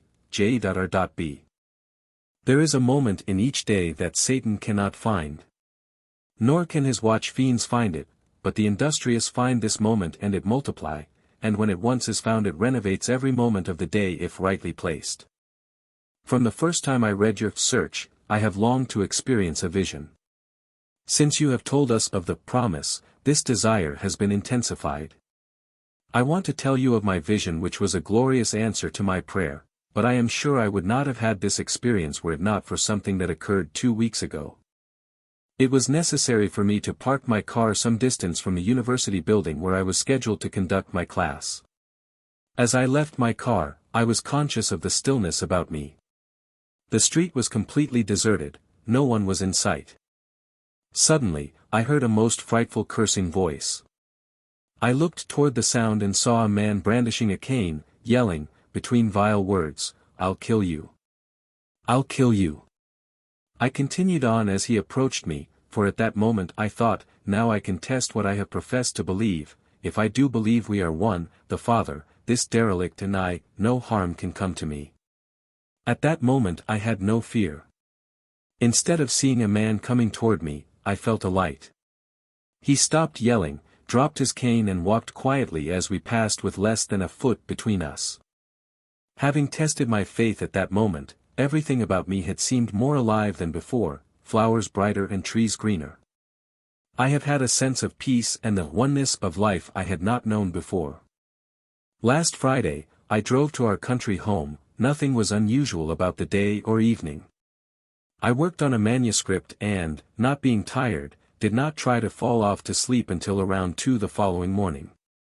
Then I turned off the light and drifted into that floating sensation, not asleep but drowsy, as I call it, half awake and half asleep. Often, while in this state, lovely, unknown faces float before me, but this morning the experience was different. A perfect face of a child came before me in profile, then it turned and smiled at me. It was glowing with light and seemed to fill my own head with light. I was aglow and excited and thought, this must be the Christos, but something within me, without sound, said, no, this is you. I feel I will never be the same again and someday I may experience the promise. G.B. Our dreams will all be realized from the time that we know that imagining creates reality, and act. But imagination seeks from us something much deeper and more fundamental than creating things, nothing less indeed than the recognition of its own oneness, with God, that what it does is, in reality, God Himself doing it in and through man, who is all imagination. Chapter 15. The Promise, for Mystical Experiences. In all I have related thus far, with the exception of G.B.'s vision of the child, imagination was consciously exercised. Men and women created stage plays in their imagination, plays implying the fulfillment of their desires. Then, by imagining themselves participating in these dramas, they created that which their imaginal acts implied. This is the wise use of God's law. But, no man is justified before God by the law. Many people are interested in imaginism as a way of life, but are not at all interested in its framework of faith, a faith leading to the fulfillment of God's promise. I will raise up your son after you, who shall come forth from your body. I will be his father, and he shall be my son.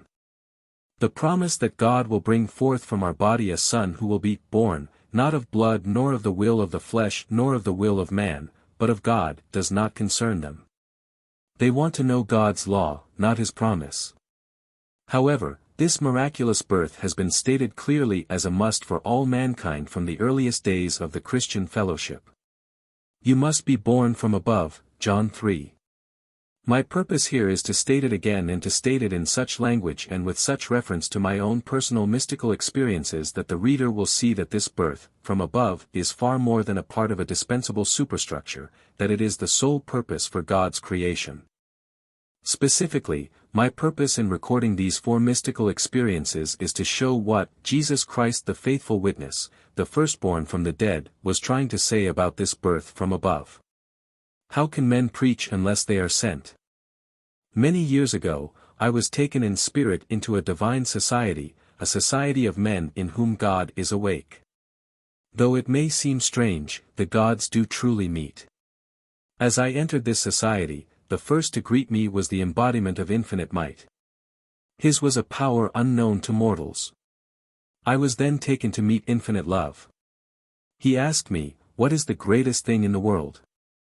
I answered him in the words of Paul, faith, hope, and love, these 3, but the greatest of these is love. At that moment, he embraced me and our bodies fused and became one body. I was knit to him and loved him as my own soul. The words, love of God, so often a mere phrase, were now a reality with a tremendous meaning. Nothing ever imagined by man could be compared with this love which man feels through his union with love. The most intimate relationship on earth is like living in separate cells compared with this union.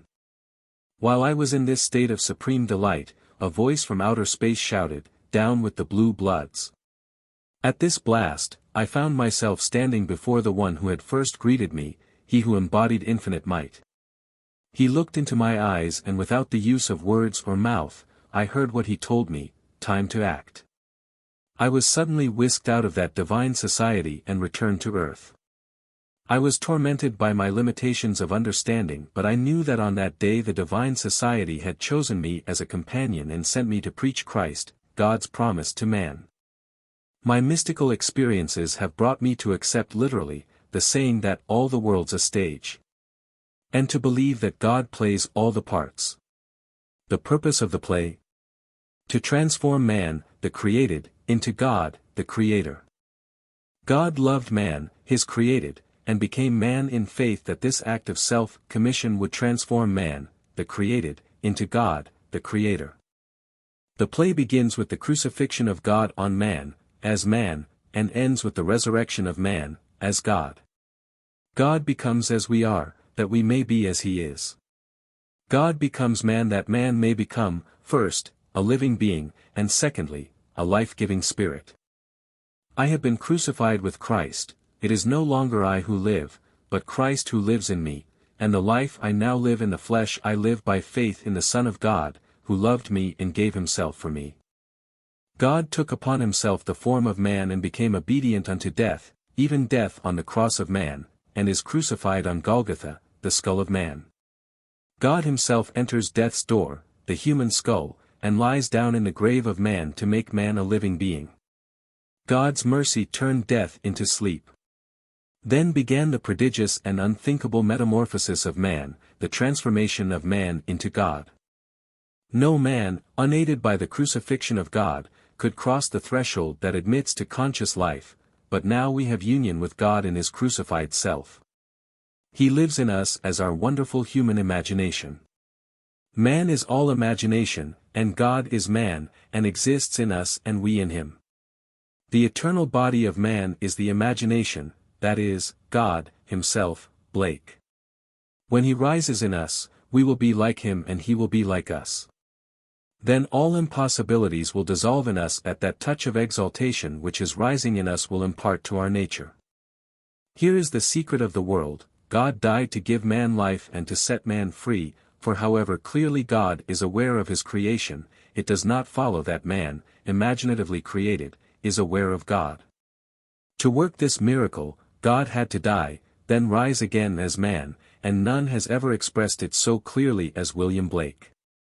Blake says, or rather has Jesus say, "Unless I die, thou canst not live, but if I die I shall arise again and thou with me." Wouldest thou love one who never died for thee, or ever die for one who had not died for thee? And if God dieth not for man and giveth not himself eternally for man, man could not exist. So God dies, that is to say, God has freely given himself for man. Deliberately, he has become man and has forgotten that he is God, in the hope that man, thus created, will eventually rise as God. God has so completely offered his own self for man, that he cries out on the cross of man, my God, why hast thou forsaken me?" He has completely forgotten that he is God. But after God rises in one man, that man will say to his brothers, "Why stand we here, trembling around, calling on God for help, and not ourselves, in whom God dwells?" Blake. This first man that has been raised from the dead is known as Jesus Christ, the first fruits of those who have fallen asleep, the firstborn of the dead. For man God died, now, by a man, has come also the resurrection of the dead. Jesus Christ resurrects his dead father by becoming his father. In Adam, the universal man, God sleeps. In Jesus Christ, the individualized God, God wakes. In waking, man, the created, has become God, the creator, and can truly say, "Before the world was, I am, Adon Olam," Jewish dogmatics.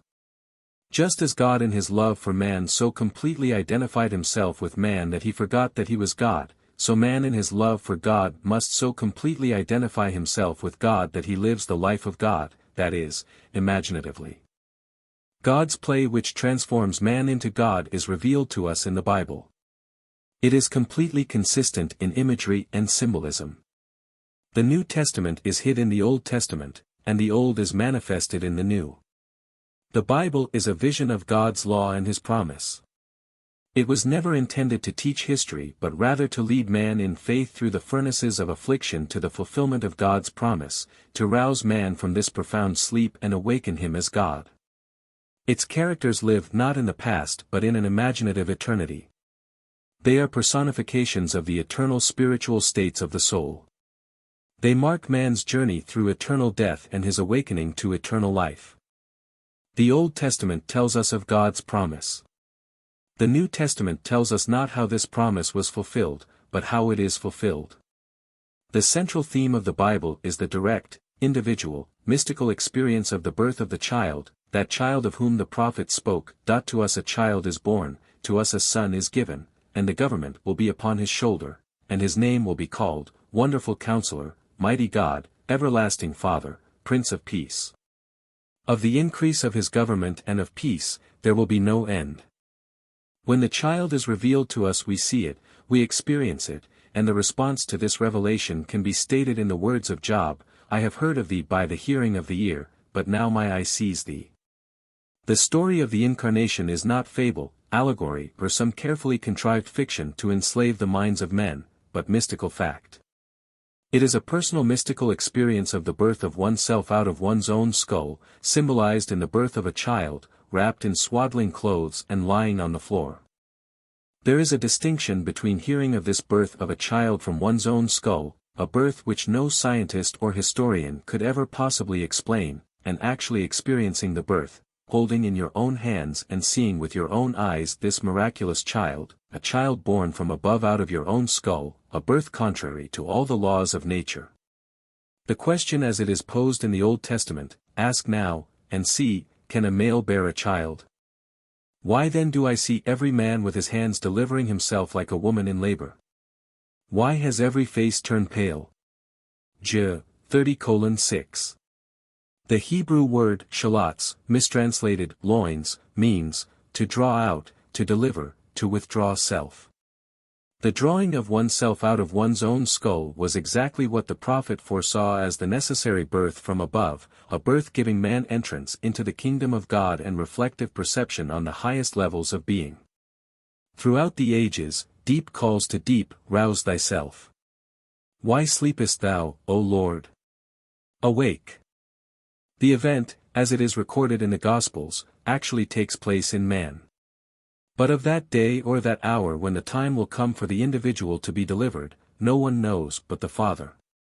Do not marvel that I said to you, you must be born from above. The wind blows where it wills, and you hear the sound of it, but you do not know whence it comes or whither it goes, so it is with every one who is born of the Spirit. This revelation in the Gospel of John is true. Here is my experience of this birth from above. Like Paul, I did not receive it from man, nor was I taught it. It came through the actual mystical experience of being born from above. None can speak truly of this mystical birth from above but one who has experienced it. I had no idea that this birth from above was literally true. Who, before the experience, could believe that the child, the wonderful Counselor, the mighty God, the everlasting Father, the Prince of Peace was enwoven in his own skull? Who, before the experience, would understand that his Maker is his husband and the Lord of hosts is his name, Isaiah 54 verse 5. Who would believe that the Creator went in unto his own creation, man, and knew it to be himself and that this entrance into the skull of man, this union of God and man, resulted in the birth of a son out of the skull of man, which birth gave to that man eternal life and union with his Creator forever. If I now tell what I experienced that night, I do so not to impose my ideas on others, but that I may give hope to those who, like Nicodemus, wonder, how can a man be born when he is old? How can he enter a second time into his mother's womb and be born? How can this be? This is how it happened to me. Therefore, I will now write the vision, and make it plain upon tablets, so he may run who reads it. For still the vision awaits its time, it hastens to the end, it will not lie. If it seems slow, wait for it, it will surely come, it will not delay. Behold, he whose soul is not upright in him shall fail, but the righteous shall live by his faith. In the early hours of the morning on July 20, 1959, in the city of San Francisco, a heavenly dream in which the arts flourished was suddenly interrupted by the most intense vibration centered at the base of my skull. Then a drama, as real as those I experience when I am fully awake, began to unfold. I awoke from a dream to find myself completely entombed within my skull. I tried to force my way out through its base. Something gave way and I felt myself move head downward, through the base of my skull. I squeezed myself out, inch by inch. When I was almost out, I held what I took to be the foot of the bed and pulled the remaining portion of me out of my skull. There, on the floor, I lay for a few seconds. Then I rose and looked at my body on the bed. It was pale of face, lying on its back and tossing from side to side like one in recovery from a great ordeal. As I contemplated it, hoping that it would not fall off the bed, I became aware that the vibration which started the whole drama was not only in my head but now was also coming from the corner of the room. As I looked over to that corner, I wondered if that vibration could be caused by a very high wind, a wind strong enough to vibrate the window. I did not realize that the vibration which I still felt within my head was related to that which seemed to be coming from the corner of the room. Looking back to the bed, I discovered that my body was gone, but in its place sat my 3 older brothers. My oldest brother sat where the head was. My second and third brothers sat where the feet were. None seemed to be aware of me, although I was aware of them and could discern their thoughts. I suddenly became aware of the reality of my own invisibility. I noticed that they, too, were disturbed by the vibration coming from the corner of the room. My third brother was the most disturbed and went over to investigate the cause of the disturbance. His attention was attracted by something on the floor, and looking down he announced, "It's Neville's baby." My other 2 brothers, in most incredulous voices, asked, "How can Neville have a baby?" My brother lifted the infant wrapped in swaddling clothes and laid him on the bed. I, then, with my invisible hands lifted the babe and asked him, "How is my sweetheart?" He looked into my eyes and smiled, and I awoke in this world, to ponder this greatest of my many mystical experiences. Tennyson has a description of death as a warrior, a skeleton, high on a night-black horse, issuing forth at midnight. But when Gareth's sword cut through the skull, there was in it the bright face of a blooming boy, fresh as a flower newborn. Idols of the King. 2 other visions I will tell because they bear out the truth of my assertion that the Bible is mystical fact, that everything written about the promised child in the law of Moses and the prophets and the Psalms must be mystically experienced in the imagination of the individual. The child's birth is a sign and a portent, signaling the resurrection of David, the Lord's anointed, of whom he said, "You are my son, today I have begotten you." 5 months after the birth of the child, on the morning of December 6, 1959, in the city of Los Angeles, a vibration similar to the one which preceded his birth started in my head. This time its intensity was centered at the top of my head. Then came a sudden explosion and I found myself in a modestly furnished room. There, leaning against the side of an open door, was my son David of biblical fame. He was a lad in his early teens. What struck me forcibly about him was the unusual beauty of his face and figure. He was, as he is described in the first book of Samuel, ruddy, with beautiful eyes and very handsome. Not for one moment did I feel myself to be anyone other than who I am now. Yet, I knew that this lad, David, was my son, and he knew that I was his father, for, the wisdom from above is without uncertainty, but the wisdom that is from above is first pure, then peaceable, gentle, and easy to be entreated, full of mercy and good fruits, without partiality, and without hypocrisy. James 3 verse 17. As I sat there contemplating the beauty of my son, the vision faded and I awoke. I and the children whom the Lord has given me are signs and portents in Israel from the Lord of hosts, who dwells on Mount Zion, is 8:18. God gave me David as my very own son. I will raise up your son after you, who shall come forth from your body. I will be his father, and he shall be my son. God is known in no other way than through the Son. No one knows who the Son is, except the Father, or who the Father is, except the Son, and anyone to whom the Son chooses to reveal him. The experience of being David's father is the end of man's pilgrimage on earth. The purpose of life is to find the father of David, the Lord's anointed, the Christ. Abner, whose son is this youth? And Abner said, As your soul lives, O king, I cannot tell. And the king said, Inquire whose son the stripling is. And as David returned from the slaughter of the Philistine, Abner took him and brought him before Saul with the head of the Philistine in his hand. And Saul said to him, Whose son are you, young man? And David answered, I am the son of your servant Jesse the Bethlehemite. 1 Sam 17:55-58. Jesse is any form of the verb to be. In other words, I am the son of who I am self-begotten, I am the son of God, the Father. I and my Father are one. I am the image of the invisible God. He who has seen me has seen the Father. Whose son, is not about David, but about David's father, whom the king had promised to make free in Israel. Note, in all these passages the king's inquiry is not about David but about David's father. I have found David, my servant. He shall cry to me, Thou art my Father, my God, and the rock of my salvation. And I will make him the firstborn, the highest of the kings of the earth. Psalm 89. The individual who is born from above will find David and know him to be his very own son.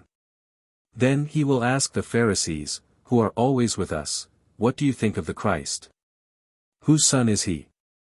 And when they say to him, The son of David, he will say to them, How is it then that David, in the Spirit, calls him Lord? If David thus calls him Lord, how is he his son? Man's misconception of the role of the son, which is only a sign and a portent, has made the son an idol. Little children, keep yourselves from idols. God awakes, and that man in whom he awakes becomes his own father's father.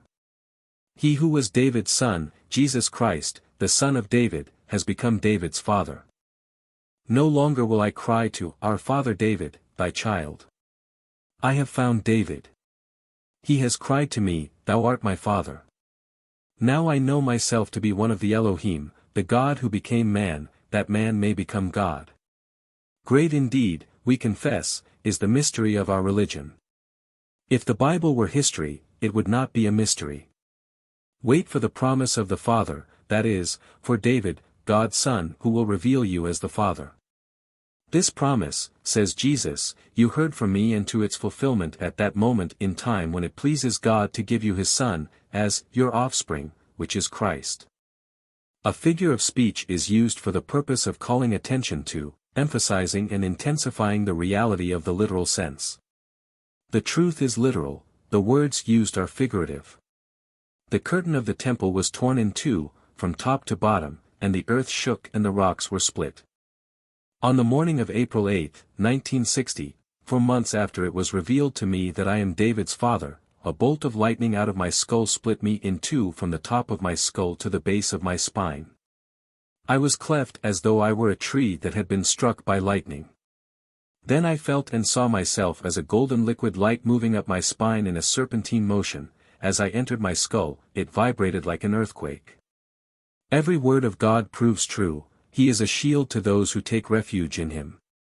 Do not add to his words, lest he rebuke you, and you be found a liar. And as Moses lifted up the serpent in the wilderness, so must the Son of Man be lifted up. These mystical experiences will help to rescue the Bible from the externals of history, persons and events, and to restore it to its real significance in the life of man. Scripture must be fulfilled in us. God's promise will be fulfilled. You will have these experiences, and you shall be my witnesses in Jerusalem and in all Judea and Samaria and to the end of the earth. The widening circle, Jerusalem, Judea, Samaria, the end of the earth, is God's plan. The promise is still maturing to its time, its appointed time, but how long, vast and severe the trials ere you find David, your son, who will reveal you as God, the Father, were long to tell, but it hastens to the end, it will not fail. So wait, for there will be no postponement. Is anything too wonderful for the Lord? At the appointed time I will return to you, in the spring, and Sarah shall have a son, Genesis 18 verse 14.